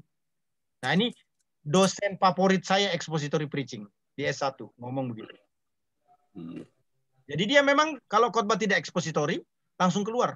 Mau di tempat kebaktian, mau di chapel, di kampus, dia keluar. Kenapa? Saya enggak senang dengan khotbah yang tidak ekspositori. Buat saya itu enggak cocok. Nah, itu ekstrim dia. Tapi kan kita tidak seperti itu. Artinya apa? Kalau kita sering diundang khotbah, mohon, ini tanggung jawab moral ya. Semoga kita semua kena dengan teguran ini. Kalau kamu sering khotbah, maka sebaiknya kamu tidak persiapan khotbah karena jadwal. Tapi kamu harus khotbah, kamu harus siapkan khotbah sebanyak-banyak mungkin. Kenapa kayak gitu? Iya. Supaya nanti waktu diundang khotbah, persiapan kamu tuh sudah ada. Siap, Komandan. Jangan ngomong sama saya. Nanti Roh Kudus bantu. Saya orang dipenuhi Roh Kudus. Ini bicara tentang tanggung jawab moral. Bahwa kita berkhotbah, kita bisa bicara menghabiskan waktu. Begitu loh. Itu maksud saya, tekanannya begitu. Karena ini perlu dipikirkan, perlu dipikirkan. Nah, kalau dia sharing, itu berbeda dengan berkhotbah ya. Kalau dia sharing, menurut saya no problem. Jadi berdiri langsung menyampaikan sesuatu no problem. Tapi kalau dia preaching, itu dua hal yang berbeda. Dia harus prepare. Gitu ya. Oke, kira-kira beginilah ya. Ini dari saya ini ya untuk Pak Irwan ya. Judulnya satu ini ada penjelasannya bla bla bla. Nah, usahakan di sini ada teks Alkitab sebagai pengunci. Oke. Panas, mau nanya Panas. Ya, silakan. Silakan. Panas, mau nanya. Ya, kalau Yesus waktu berkhotbah selalu ekspositori atau enggak? Apa ini? Yang disebut ekspositori itu apa sih? Ekspositori itu kan mengeluarkan makna teks berdasarkan apa yang dimaksudkan oleh penulis. Nah, Yesus itu adalah firman.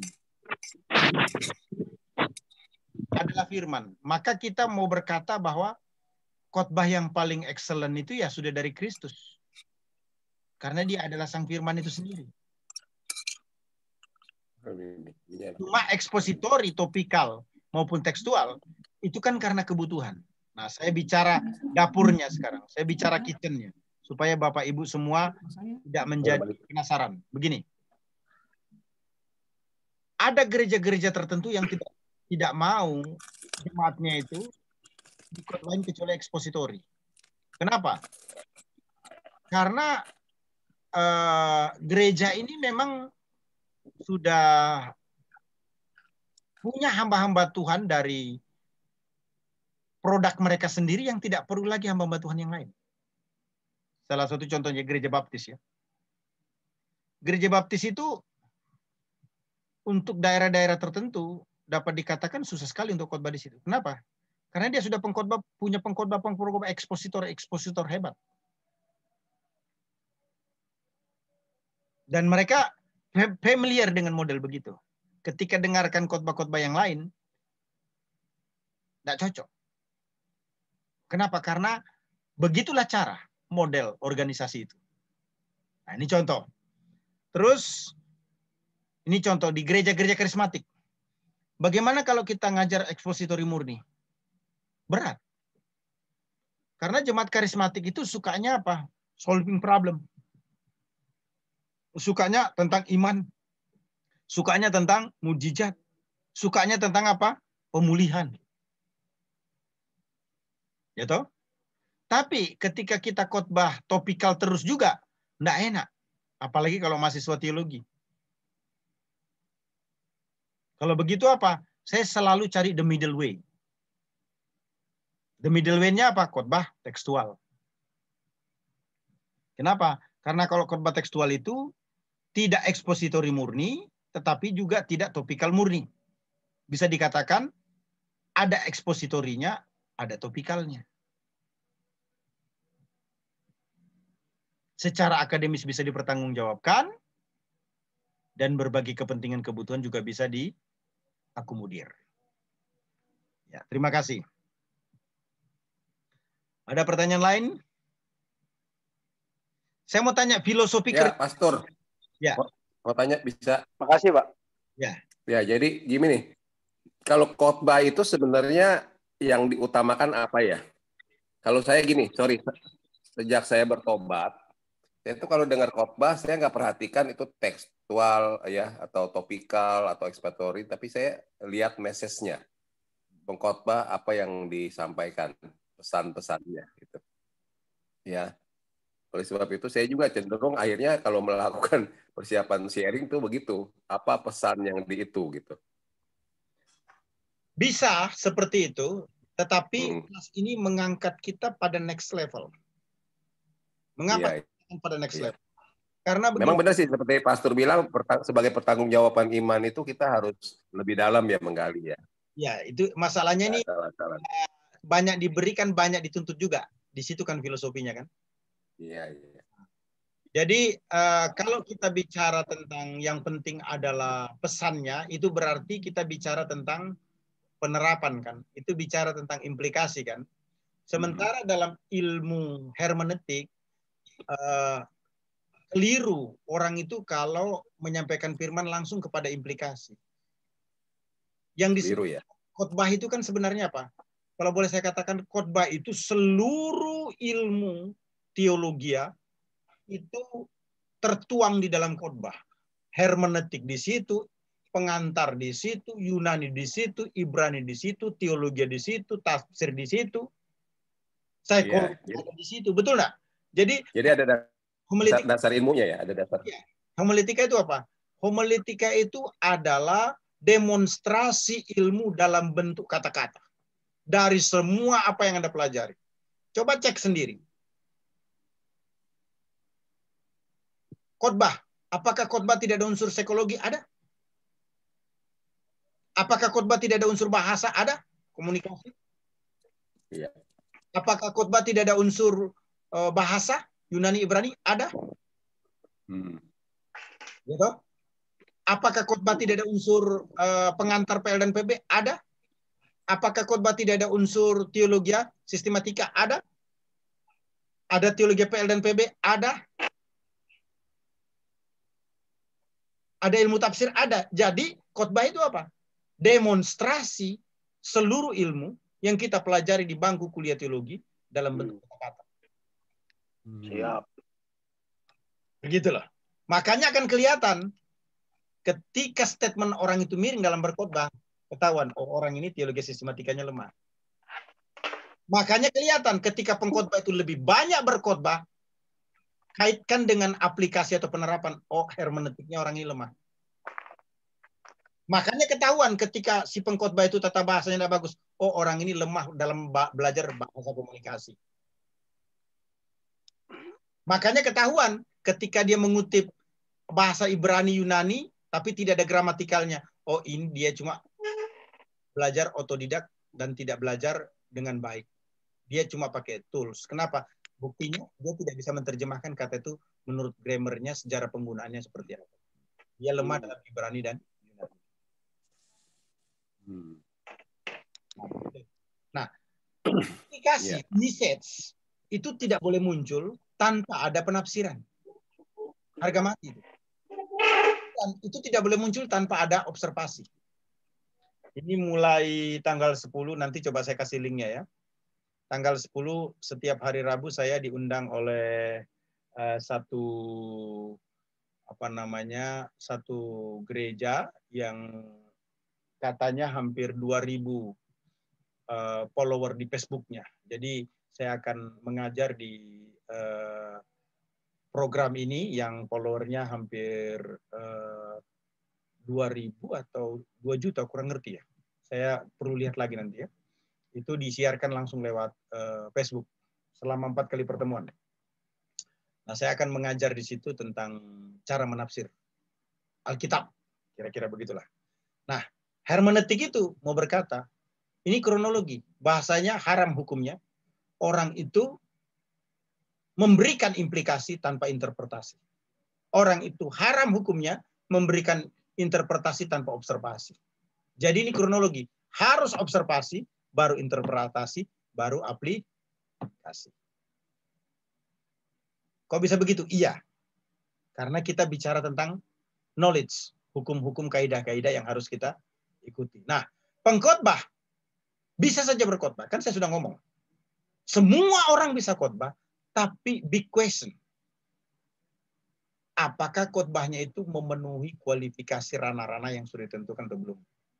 Nah, dengan penuh kerendahan hati saya mau mengajak kita untuk mengurangi error di dalam berkhotbah. Pak, tidak belajar homiletika juga sudah berkhotbah. Jangan ngomong begitu. Saya sebelum sekolah teologi, 3 bulan setelah terima Yesus sudah berkhotbah. Masih SMA kelas 1. Setelah saya masuk sekolah teologi, saya baru sadar. Ternyata khotbah saya selama ini, puji Tuhan, memberkati orang banyak salahnya. Nah, tapi webinar ini jangan membuat kita juga ngeper nih. Salah nih ya. Salah. Kesalahan itu kan tidak perlu kita kasih tahu semua sama orang toh. Cukup kita dan Tuhan yang tahu toh. Kalau berbenah diri kan tidak perlu kasih tahu orang lain. Cukup diri kita dan Tuhan saja toh. Begitu. Kira-kira begitu ya Bapak Ibu ya. Di dalam pertemuan 5678. Jadi ini 4 kali Pak Hanas. Ya. Pak Hanas, satu lagi Pak. Ya. Mungkin kalau khotbah topikal kayaknya susah ngapal teks Pak, karena misalnya kan satu judul ya kan. Nah, kita buat 2 ayat atau 3 ayat. Nanti poin yang lain tuh ada judul lagi itu kan. Jadi tiap-tiap itu tuh ada ayat-ayat sendiri kan. Kelihatannya beliau gitu, lagi. Jadi agak susah untuk menghafal. Kalau 4 garis besar nanti 4 bisa 8 ayat tuh Pak. Terima kasih Pak. Saya pikir lagi. Oh iya, jadi gini. Dia outline 1 kalau dia topikal di outline 1 harus pakai teks kan. Kalau topikal kan harus pakai teks. Walaupun juga tekstual pakai teks. Tapi kalau topikal kan itu teksnya kita ambil dari mana saja boleh. Nah, hemat saya kalau dia 8 ayat itu cukup 4 garis besar. Kenapa? 1 di teks khotbah di garis besar 1 itu kan ada ayat pendukungnya, penerapan 1. Jadi untuk teks pendukung outline 1, teks penerapan dari setiap garis besar juga 1. Sehingga ketika 4 garis besar, dia ada 8 ayat. Mengapa ini penting? Ini untuk bicara lagi tentang apa? Keamanan. Keamanan itu begini. Kita ini pengkhotbah. Pengkhotbah itu harus sadar. Kurangilah segala kemungkinan yang membuat kita tidak diterima. Untuk gereja-gereja tertentu, penerapan tidak perlu ayat, Pak. Tetapi gereja-gereja tertentu, penerapan perlu ayat. Ayatnya mana? Tadi pengkhotbah ngomong itu harus tithing, ayatnya dari mana? Padahal tithing itu bukan menjadi outline, tapi menjadi apa? Bagian daripada penerapan. Gitu kan? Ayatnya mana? Memberi yang terbaik, ayatnya mana? Biasanya di gereja-gereja kontemporer itu sangat kuat, Pak. Ayat itu sangat kuat. Kenapa? Itu yang akan dipegang Tuhan. Ya, berhubungan. Jadi harus dihafal tuh Pak ya.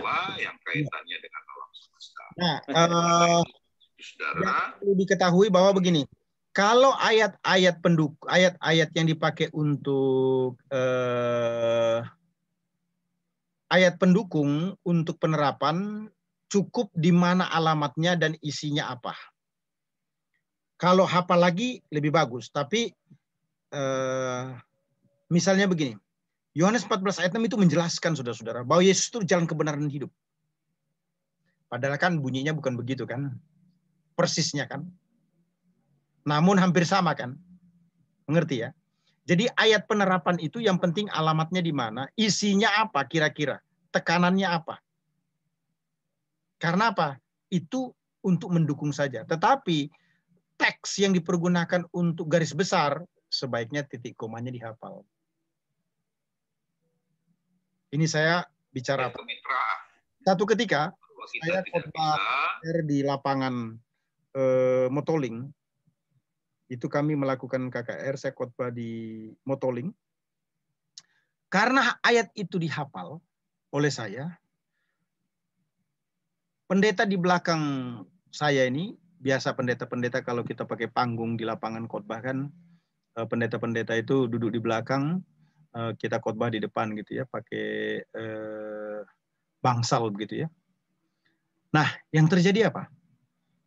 Setelah ibadah, waktu makan, ini pendeta ngomong begini, Bapak kok bisa tadi ya, saya baru cari alamat yang Bapak sebut untuk teks Alkitab itu, Bapak sudah selesai mengucapkannya. Dan saya cek benar. Luar biasa Roh Kudus bekerja, Pak ya.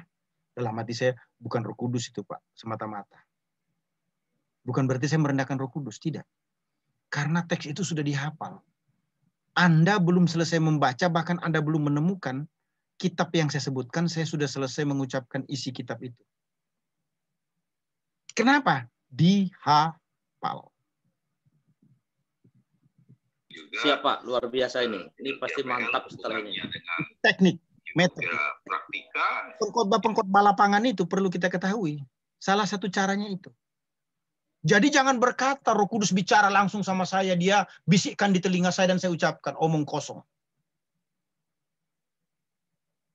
Tapi yang benar, Roh Kudus mengingatkan teks itu apa, dan Anda tahu isinya apa. Anda hafal sehingga Anda bisa mengucapkannya. Kenapa? Karena sering dipakai. Tapi kalau Roh Kudus bicara, Wahyu 21 ayat yang ke-7 adalah, dengar ya, saya mau ngomong ke kamu dan kamu sampaikan langsung ke jemaat. Saya percaya itu bukan karya Allah. Tidak begitu caranya Roh Kudus bekerja. Karena kita punya tanggung jawab sendiri untuk buka Alkitab. Dan kita punya tanggung jawab lagi yang lebih. Apa? Menghafal teks. Yang saya mau sampaikan begini. Kalau kamu cinta Tuhan, kalau kamu mengasihi Tuhan, kalau kamu betul-betul berkata, Tuhan sudah baik dan sangat baik bagi saya, katanya Dr. Chris Marantika yang merupakan panutan saya, Tuhan itu hanya layak dapat terbaik dari Anda. Maka persiapkanlah khotbah itu dengan sebaik mungkin. Oke, baru 2 teks khotbah ini ya. Saya sih berharap hari Sabtu ya. Tinggal hari Sabtu kita ya. Ya, hari Sabtu, Dr. Hanas. Ya, tinggal hari Sabtu untuk presentation kan. Nah, maksud saya begini. Boleh nanya satu lagi ya? Ya, sebentar ya. Tidak bermaksud apa-apa, tapi Bapak Ibu sekarang sudah tahu kan bahwa sebenarnya kelas ini, sorry to say, semakin banyak orangnya itu bisa dikatakan apa semakin tidak terjangkau. Semakin sedikit orangnya, semakin terjangkau. Paham ya?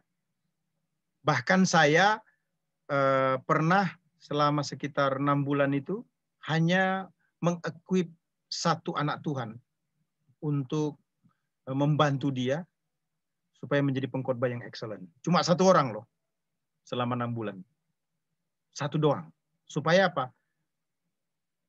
Kualitasnya bagus. Ya, tapi nggak apa-apa lah ya. Nanti kita pikirkan lagi way out-nya nih ya. Oke. Soneta ini keyword-nya kuat ya bro ya. Betul nggak? Panas. Ya, keyword-nya kuat ini ya. Bisa lihat? Bisa lihat nggak ini tulisan saya? Pencerahan ya. Memang beliau tuh kuat, beliau tuh Pak. Bisa lihat ya? Buat makan Pak. Ya, betul. Kuat. Kuat, oke. Karena kata kuat ini muncul terus, Pak. Abad-abad ke-19 dan abad 20. Ya. Pengembangan Kuat penginjilan. Pasal ya itu. Suaranya itu suaranya tolong dimatiin dong yang di belakang tuh. Ada khotbah juga di belakang ya. Siapa itu? Tolong. Thank you. Ya, thank you. Lanjut, Pak. Nah, kuat kan? Ini berarti kuat kan? Nah, kalau melihat begini, punya Pak Soneta, ini kan berarti keyword-nya apa, Pak? Kuat. Nah, dengan demikian, ini kuat, Pak. Introduction-nya ini apa? Kuat. Ya kan? Setuju nggak? Saya sih melihat outline begini nih, keyword-nya kuat nih. Iya. Kuat ya. Keren lagi, kuat. Nah, jadi kalau begitu pendahuluannya nih Pak, nggak tahu nih apa ini. Pokoknya pendahuluannya ini cuma satu aja Pak, kuat. Nggak ada cara Pak untuk membuat kita bisa menghafal khotbah kita kalau tidak sistematis. Percaya sama saya. Jadi introduction-nya kuat, temanya kuat, teksnya kuat, ya toh, garis besarnya kuat, penutupnya kuat, lagu penutupnya juga kuat. Only one keyword, if you will preaching.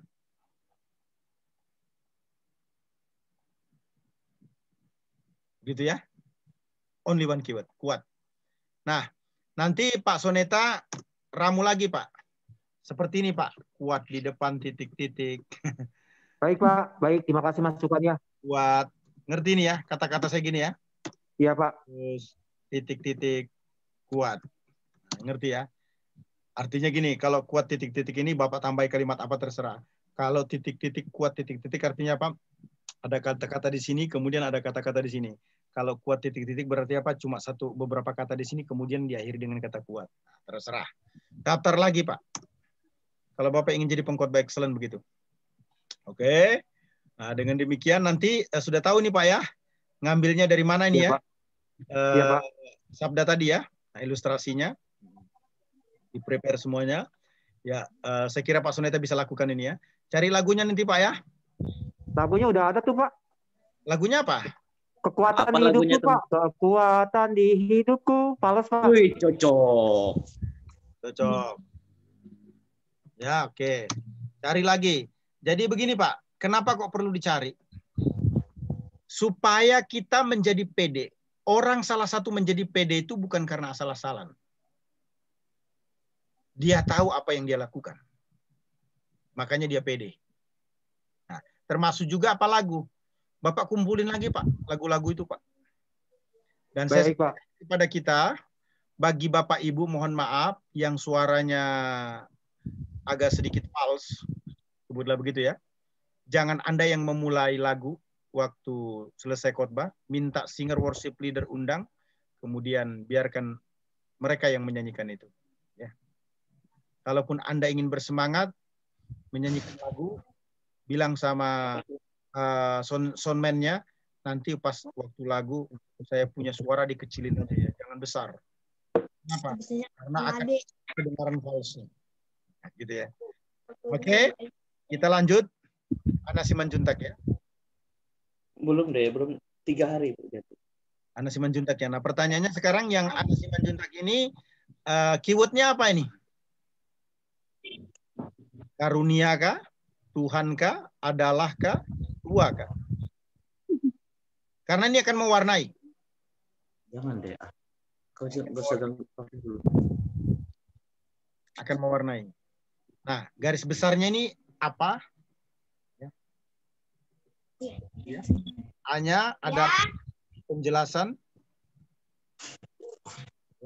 B-nya apa? Ilustrasi.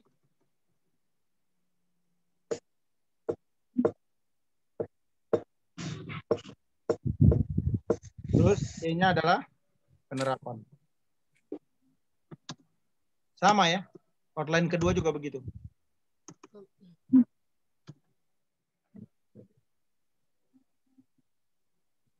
Pak, bisa berkhotbah enggak Pak tanpa cara seperti yang Pak Hanas ajarkan? Oh, bisa. Bisa. Bisa. Saya itu bisa makan di mana saja. Bisa makan di warteg. Tapi kalau makanan, saya berikan makanan yang terbaik. Yang berkualitas. Kira-kira begini, Bu.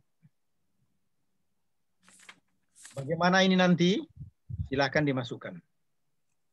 Di sini ya. Nah, nanti Ibu silahkan pilih sister kita, Ana Simanjuntak. Mau tua kah? Kira-kira, halo, sister Ana ada di dalam sini? Ada Pak. Ya, ada. One keywordnya apa nih, sister? Diberkati sampai masa tua. Bukan, dari tema ini.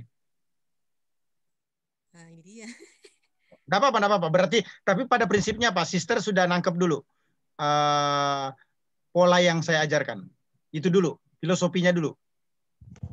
Boleh beritahu Pak, soalnya. Filosofinya begini. Andai kita kan dalam khotbah itu hanya butuh one keyword. One keyword. Nah, misalnya one keywordnya itu adalah tua, maka pendahuluannya terkait dengan tua. Maka temanya terkait dengan tua. Maka teksnya terkait dengan tua. Maka garis besar 1, 2, 3 yang ada penjelasan ilustrasi penerapan semua terkait dengan tua. Maka penutupnya juga terkait dengan tua. Maka lakunya juga terkait dengan tua. Sebab tidak bisa kita itu berkhotbah dengan dua pokok pikiran. Tidak bisa. Tidak bisa. Nah, ini sudah sampai masa tua dan putih rambutku. Ya Allah, janganlah meninggalkan aku, supaya aku memberitakan kuasamu kepada angkatan ini, keperkasaanmu kepada semua orang yang akan datang. Nah, ini pertanyaannya apa? Apakah ini khotbah tekstual? Kalau saya baca ini adalah khotbah tekstual ya. Kalau saya loh ya, kenapa saya katakan? Karena sister kita berani menggunakan nats utama. Nats utama itu adalah merupakan ciri daripada khotbah tekstual. Kalau topikal dia tidak perlu ada nats utama. Langsung masuk di garis besar, ada natsnya. Tapi kalau ini ada natsnya. Nah, saya membaca ini sebagai khotbah topikal. Ini contoh saja ya. Sebutlah tua. Jadi tua ini, semua tua ini. Garis besar ini 3 tua. Juga sampai masa tuaku dan putih rambutku, ya Allah, jangan engkau meninggalkan aku. Nah, ini. Tua di dalam Tuhan. Ini contoh saja ya. Oh, sorry. Saya yang missingin berarti ya.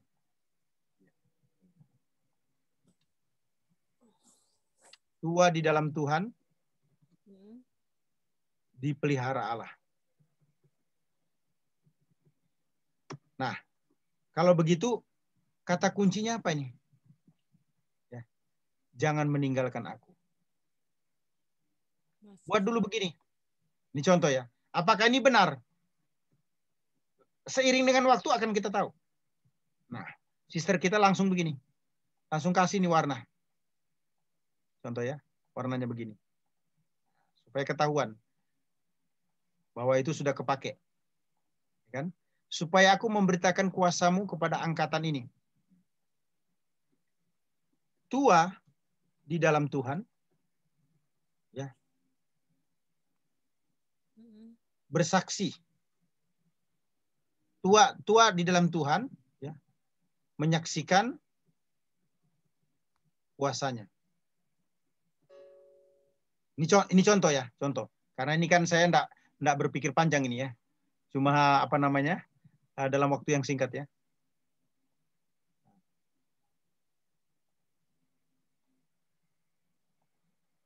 Langsung lagi kasih tanda. Ini gaya pemula ini. Gitu kan? Udah tahu kan? Terus masih ada lagi.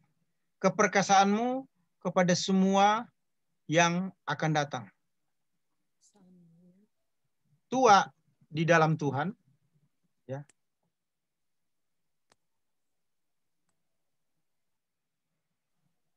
Bersaksi. Ini bersaksi ya. Ini maunya apa nih? Terus menerus.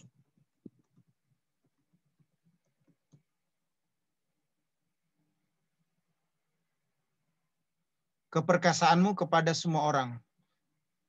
Meyakinkan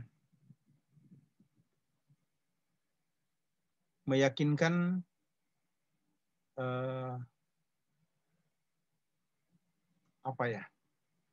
Ada yang bisa bantu saya? Ini sama dengan membuat indikator sebenarnya nih ya. Kalau dalam bahasa akademik untuk penelitian kuantitatif. Supaya aku memberitakan kuasamu. Menyaksikan kuasamu sama kan? Di dalam jangan meninggalkan aku, artinya apa? Tua di dalam Tuhan, dipelihara Allah. Bahasanya apa? Jangan meninggalkan aku. Terus keperkasaanmu kepada semua orang yang akan datang, artinya terus menerus kan?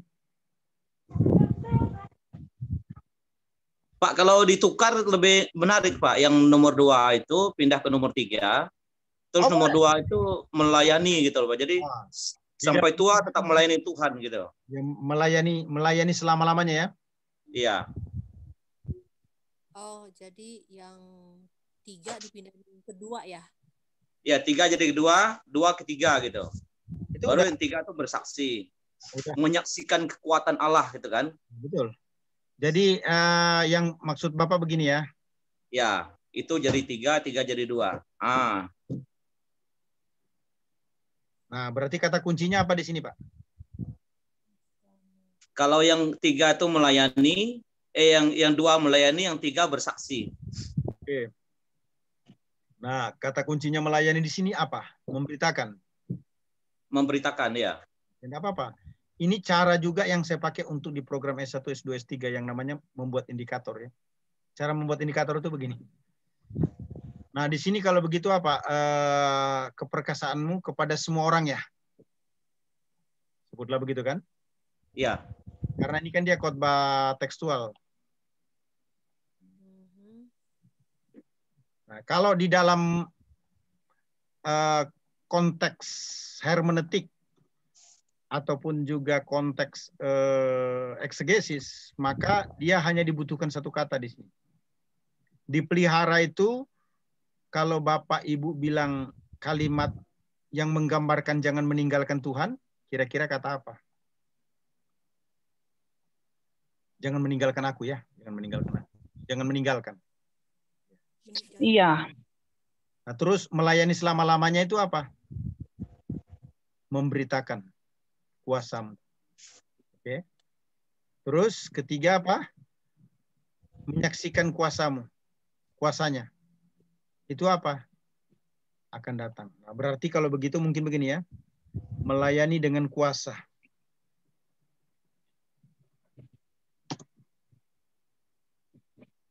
Ini lebih cocok kan? Menyaksikan selama-lamanya.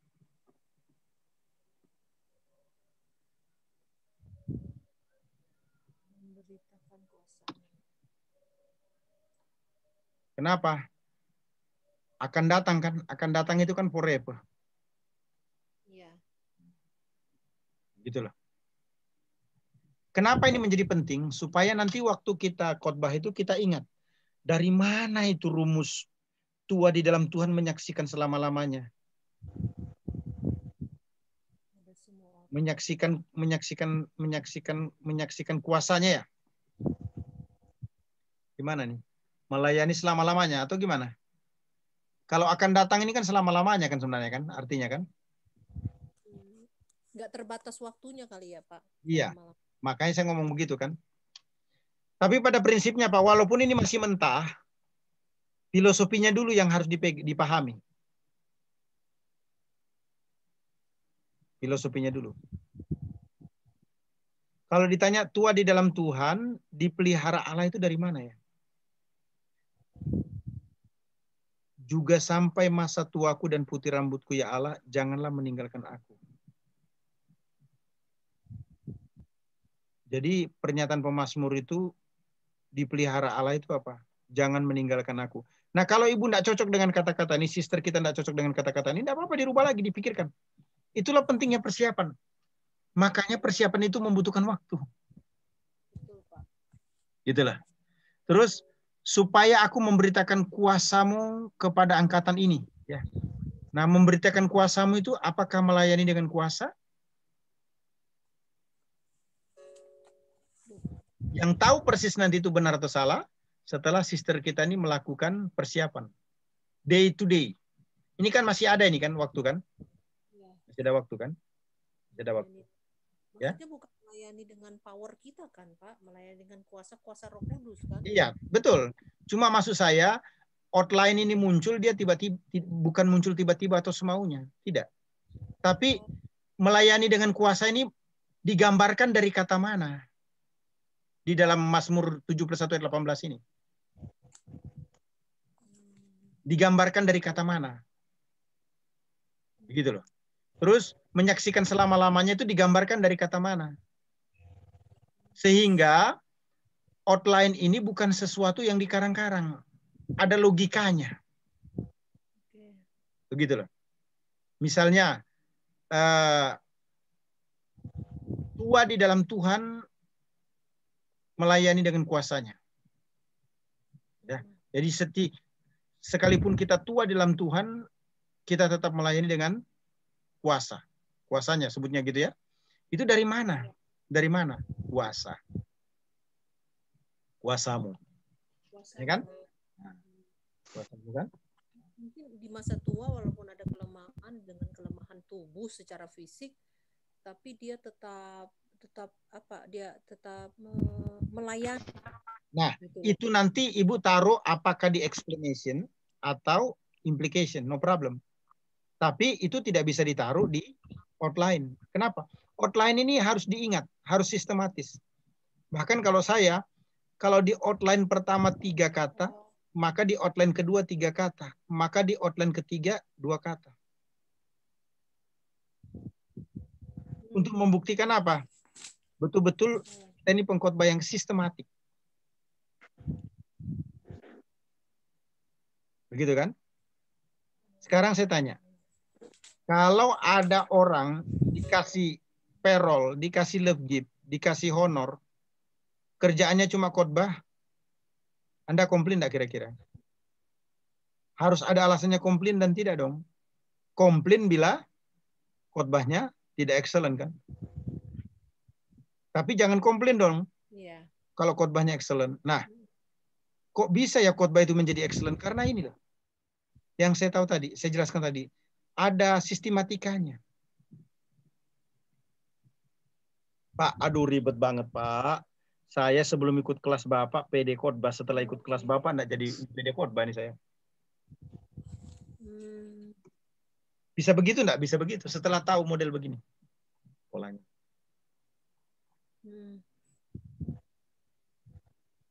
Gimana? Bisa?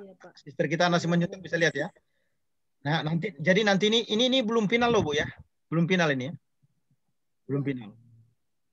Nah, ini baru 1 ayat. Kalau dia 3 ayat terserah. 4 ayat terserah. Nah, nanti jadi di sini harus ada teks juga ya. Teks Alkitab ya.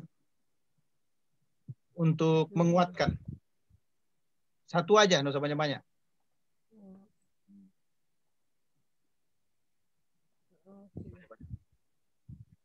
Satu yang mudah diingat ya Pak. Yang mudah diingat. Kaitan tentang masa tua bersama. Iya. Nah, tapi perhatikan harus sesuai dengan outline ini. Konten ini ada di sini. Jangan sampai teks Alkitab yang digunakan di sini tidak ada koneksinya dengan isi outline ini. Wah, itu mentah itu. Gitu ya. Bagaimana sister kita paham? Apakah kita cari ayat-ayat? Ya, gimana? Ayat-ayat paralel. Iya, ayat paralel saja. Ayat paralel yang singkat, familiar, mudah diingat. Misalnya tentang berdoa. Ya. Teruslah berdoa. Kan ada ayat itu kan? Yang berkaitan. Iya, yang berkaitan. Untuk apa? Tadi lagi saya ngomong, di gereja kontemporer itu, saya tidak bermaksud mengunggulkan gereja kontemporer, tidak. Selalu ngomong begini, dia tadi khotbah begitu tuh ayatnya di mana ya? Jangan-jangan dia cuma menyampaikan sesuatu berdasarkan kemauannya sendiri tanpa ada ayat yang mendukung. Nah, kita sudah meng-close dulu bahwa pernyataan itu salah. Cara meng-close-nya apa? Kita pakai teks Alkitab dulu sebelumnya. Gimana Bapak Ibu? Ya, mungkin ada masukan dari yang lain, tambah. Silakan. Pak Hanas. Ya. Mungkin saya ada masukan untuk Ibu Anaya. Ya, silakan. Boleh Pak, silakan. Ya, jadi gini, beberapa teori khotbah itu kan kita harus tahu kata kunci dan kalimat kunci. Nah, jadi misalnya kalau sudah tua adalah karunia Allah, jadi kalimat pembukanya rahasia tua mendapat apa? Tua di dalam karunia Allah. Rahasia pertama, rahasia kedua, rahasia ketiga. Kalau nggak seperti itu, kadang-kadang susah untuk masuk ke langkah kedua, poin ketiga dan selanjutnya gitu loh. Jadi harus memahami itu, karena kalau tidak susah nyambungkannya. Jadi yang pertama kalau seperti itu kan pertama kita harus memahami Tuhan tidak tinggalkan kita. Rahasia yang kedua, bagaimana kita bisa sampai tua melayani, ya terus karena kekuatannya daripada Tuhan. Yang ketiga, bagaimana rahasianya kita bisa bersaksi sampai masa tua, karena Tuhan yang membuat kita perkasa, baru bisa contoh. Jadi contohnya kan seperti Kejadian pasal 24, Abraham sampai tuanya diberkati oleh Tuhan. Kejadian pasal 24 ayat 1. Mungkin bisa jadi ilustrasi. Makasih Pak Nas. Bagus. Ya, betul. Ya. Saya udah kepikiran tadi tentang Abraham, udah langsung jawab sama Bapak tadi. Ya, makasih. Ya. Ini saya langsung ketemu introduction-nya nih, Bu. Ya. Ini karangan saya 1 menit ya. Saudara-saudara, saya ketemu dengan Pak Boy. Pak Boy ini umurnya 80 tahun. Sehat. Matanya tetap tajam melihat ke depan, ke belakang, ke atas, ke bawah. Telinganya juga tidak terganggu. Jalannya tegap. Saya tanya sama dia, Pak Boy, apa rahasianya? Dia jawab, karunia Tuhan. Hari ini saudara-saudara, saya ingin berkhotbah. Tua adalah karunia Tuhan. Pertanyaan saya, pendahuluan saya connect dengan tema? Halo? Connect. Begitu. Bagus. Begitu ya. Nah, bagaimana menurut Bapak Ibu? Apakah khotbah ini barang ecek-ecek di dalam pelayanan, kaleng-kaleng? Bahasa sekarang? Ya, perlu Ini persiapan. temanya menarik. Poinnya udah kena itu Pak. Butuh proses Pak, proses panjang ternyata. Iya, masaknya itu benar-benar. Aduh, mesti kokinya keren. Harus jadi koki handal gitu. Aduh. Itu kan butuh proses ya, bukan jadi semalam kan. Nah, cuma begini, setidak-tidaknya 10 kali pertemuan ini, kalau kita mau menempuh jalan 100 km, saya tidak tahu kita sudah sampai di mana, gitu ya. Tapi setidak-tidaknya ada antusias bahwa kita akan selesai di kilometer 100 itu. Gitu loh. Dan saya sedang membantu Bapak Ibu untuk sampai di kilometer 100 itu. Ilustrasi saya begitu. Nah, walaupun ternyata tidak seperti yang kita bayangkan ya. Tidak semudah yang kita bayangkan. Benar sekali, Pak. Banyak sih hal positif. Satu, kita mulai menghargai pengkhotbah gitu ya. Yang kedua, ternyata ya banyak sekali jaringannya. Pak Hanas. Ya. Kalau saya membayangkan seperti orang memasak, cara pilih menu, cara pilih ingredients-nya itu segala macam sulit juga. Memang betul-betul harus, kalau mau masakan yang premium harus persiapannya seperti ini. Iya. Bumbunya banyak Bu. Iya, bumbu-bumbunya udah pas sampai taste-nya oke, masuk kepada pendengar. Nah itu excellent kata Pak Hanas punya kata-kata. Kapan kita dapat masakan Bu Neke nih? Kalau di Panas mau bertanya Pak, bisa Pak? Ya silakan. Terima kasih Panas. Ketika saya tidak berkhotbah, saya sebagai jemaat mendengar Pak ada. Kalau tadi kita mengatakan Pak Hanas mau menyiapkan bahan khotbah yang excellent Pak. Yang missing Pak, tanda petik keseleo lidah Pak. Bagaimana tips menghindari itu atau bagaimana Pak? Jemaat nggak tahu tuh Pak. Contoh, carilah dahulu kerajaan Allah. Itu Matius 6 ayat 33. Nah, ayatnya itu di 33 itu lupa Pak. Dia sebut misalkan 4 sekian. Ulangi aja. Itu, Pak. Nah, kita yang dengar tahu Pak. Yang lidah. Bagaimana Pak tipsnya Pak? Ya diulangin aja. Bilang, yang saya maksudkan tadi dipastikan ada di dalam Injil Matius. Tapi saya pernah juga begitu Pak. Harusnya Efesus, saya bilang Petrus. Kalau jemaat yang tahu kan diketawain Tanya juga, Pak. sususnya aja. Kan masih banyak yang bisa diingat oleh jemaat kan. Iya, iya, Pak. Iya. Ini ilustrasi. Satu ilustrasi yang terakhir ya. Di bawah tahun 1900-an, kalau bicara tentang memasak, orang itu tidak berani keluar puluhan juta sampai ratusan juta untuk menyekolahkan anaknya. Kenapa? Dianggap profesi sebagai tukang masak itu tidak menjanjikan. Tahukah Anda, seorang teman saya, seorang sahabat saya punya anak satu-satunya perempuan. Dia sekolahkan ke Korea dan dia mengeluarkan duit ratusan juta.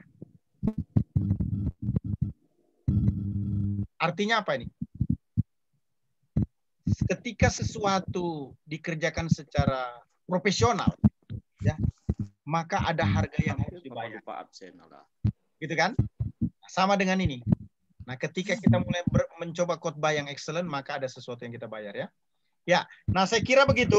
Jadi saya kembalikan lagi semuanya ini. Nanti mohon hari Sabtu itu sudah rapi lah kalau bisa ya. Sudah rapi. Sebaiknya sih kalau boleh sih ini kan masih Kamis ya. Kamis masih ada Jumat. Ya tolonglah kalau bisa Sabtu itu maksimal pagi deh. Karena kan kita mau kompilasi lagi semua ini kan. Gitu kan? Mau dikompilasi lagi semua. Dibuatnya di Word ya, Pak? Ya, dibuat begini. Ini sudah ada formnya nih. Ya, baik Pak. Baik, makasih. Dan mohon diperbaiki semuanya ya. Diperbaiki semuanya. Nah, saya mohon maaf dengan sangat kalau mungkin tidak ada yang tersentuh. Maksud saya ada yang tidak tersentuh dari Bapak Ibu ya. Pak Hanas, sebenarnya saya ikut kelas ini saya pengen banget bagian saya dikoreksi oleh Bapak. Teks khotbah saya, tulisan saya. Tapi kok saya tidak dapat kesempatan ya. Itulah konsekuensi karena kita limited ya. Waktunya kan sangat terbatas. Tapi pada prinsipnya filosofinya dulu kan sudah ditangkap ya. Bagaimana? The last question? Pak, tambah 30 menit. The last question. Aduh. Oh, gua materi teman kita lagi, Bu. Tambahin, Bu. Koreksi. Serasa singkat kayaknya padahal udah lama. Singkat, iya berasa singkat. Waktunya Pak. kurang, Pak. Kalau di tambah. Ini daging banget gitu istilahnya. Daging banget. Aduh. Oke ya. Thank you loh. Thank you.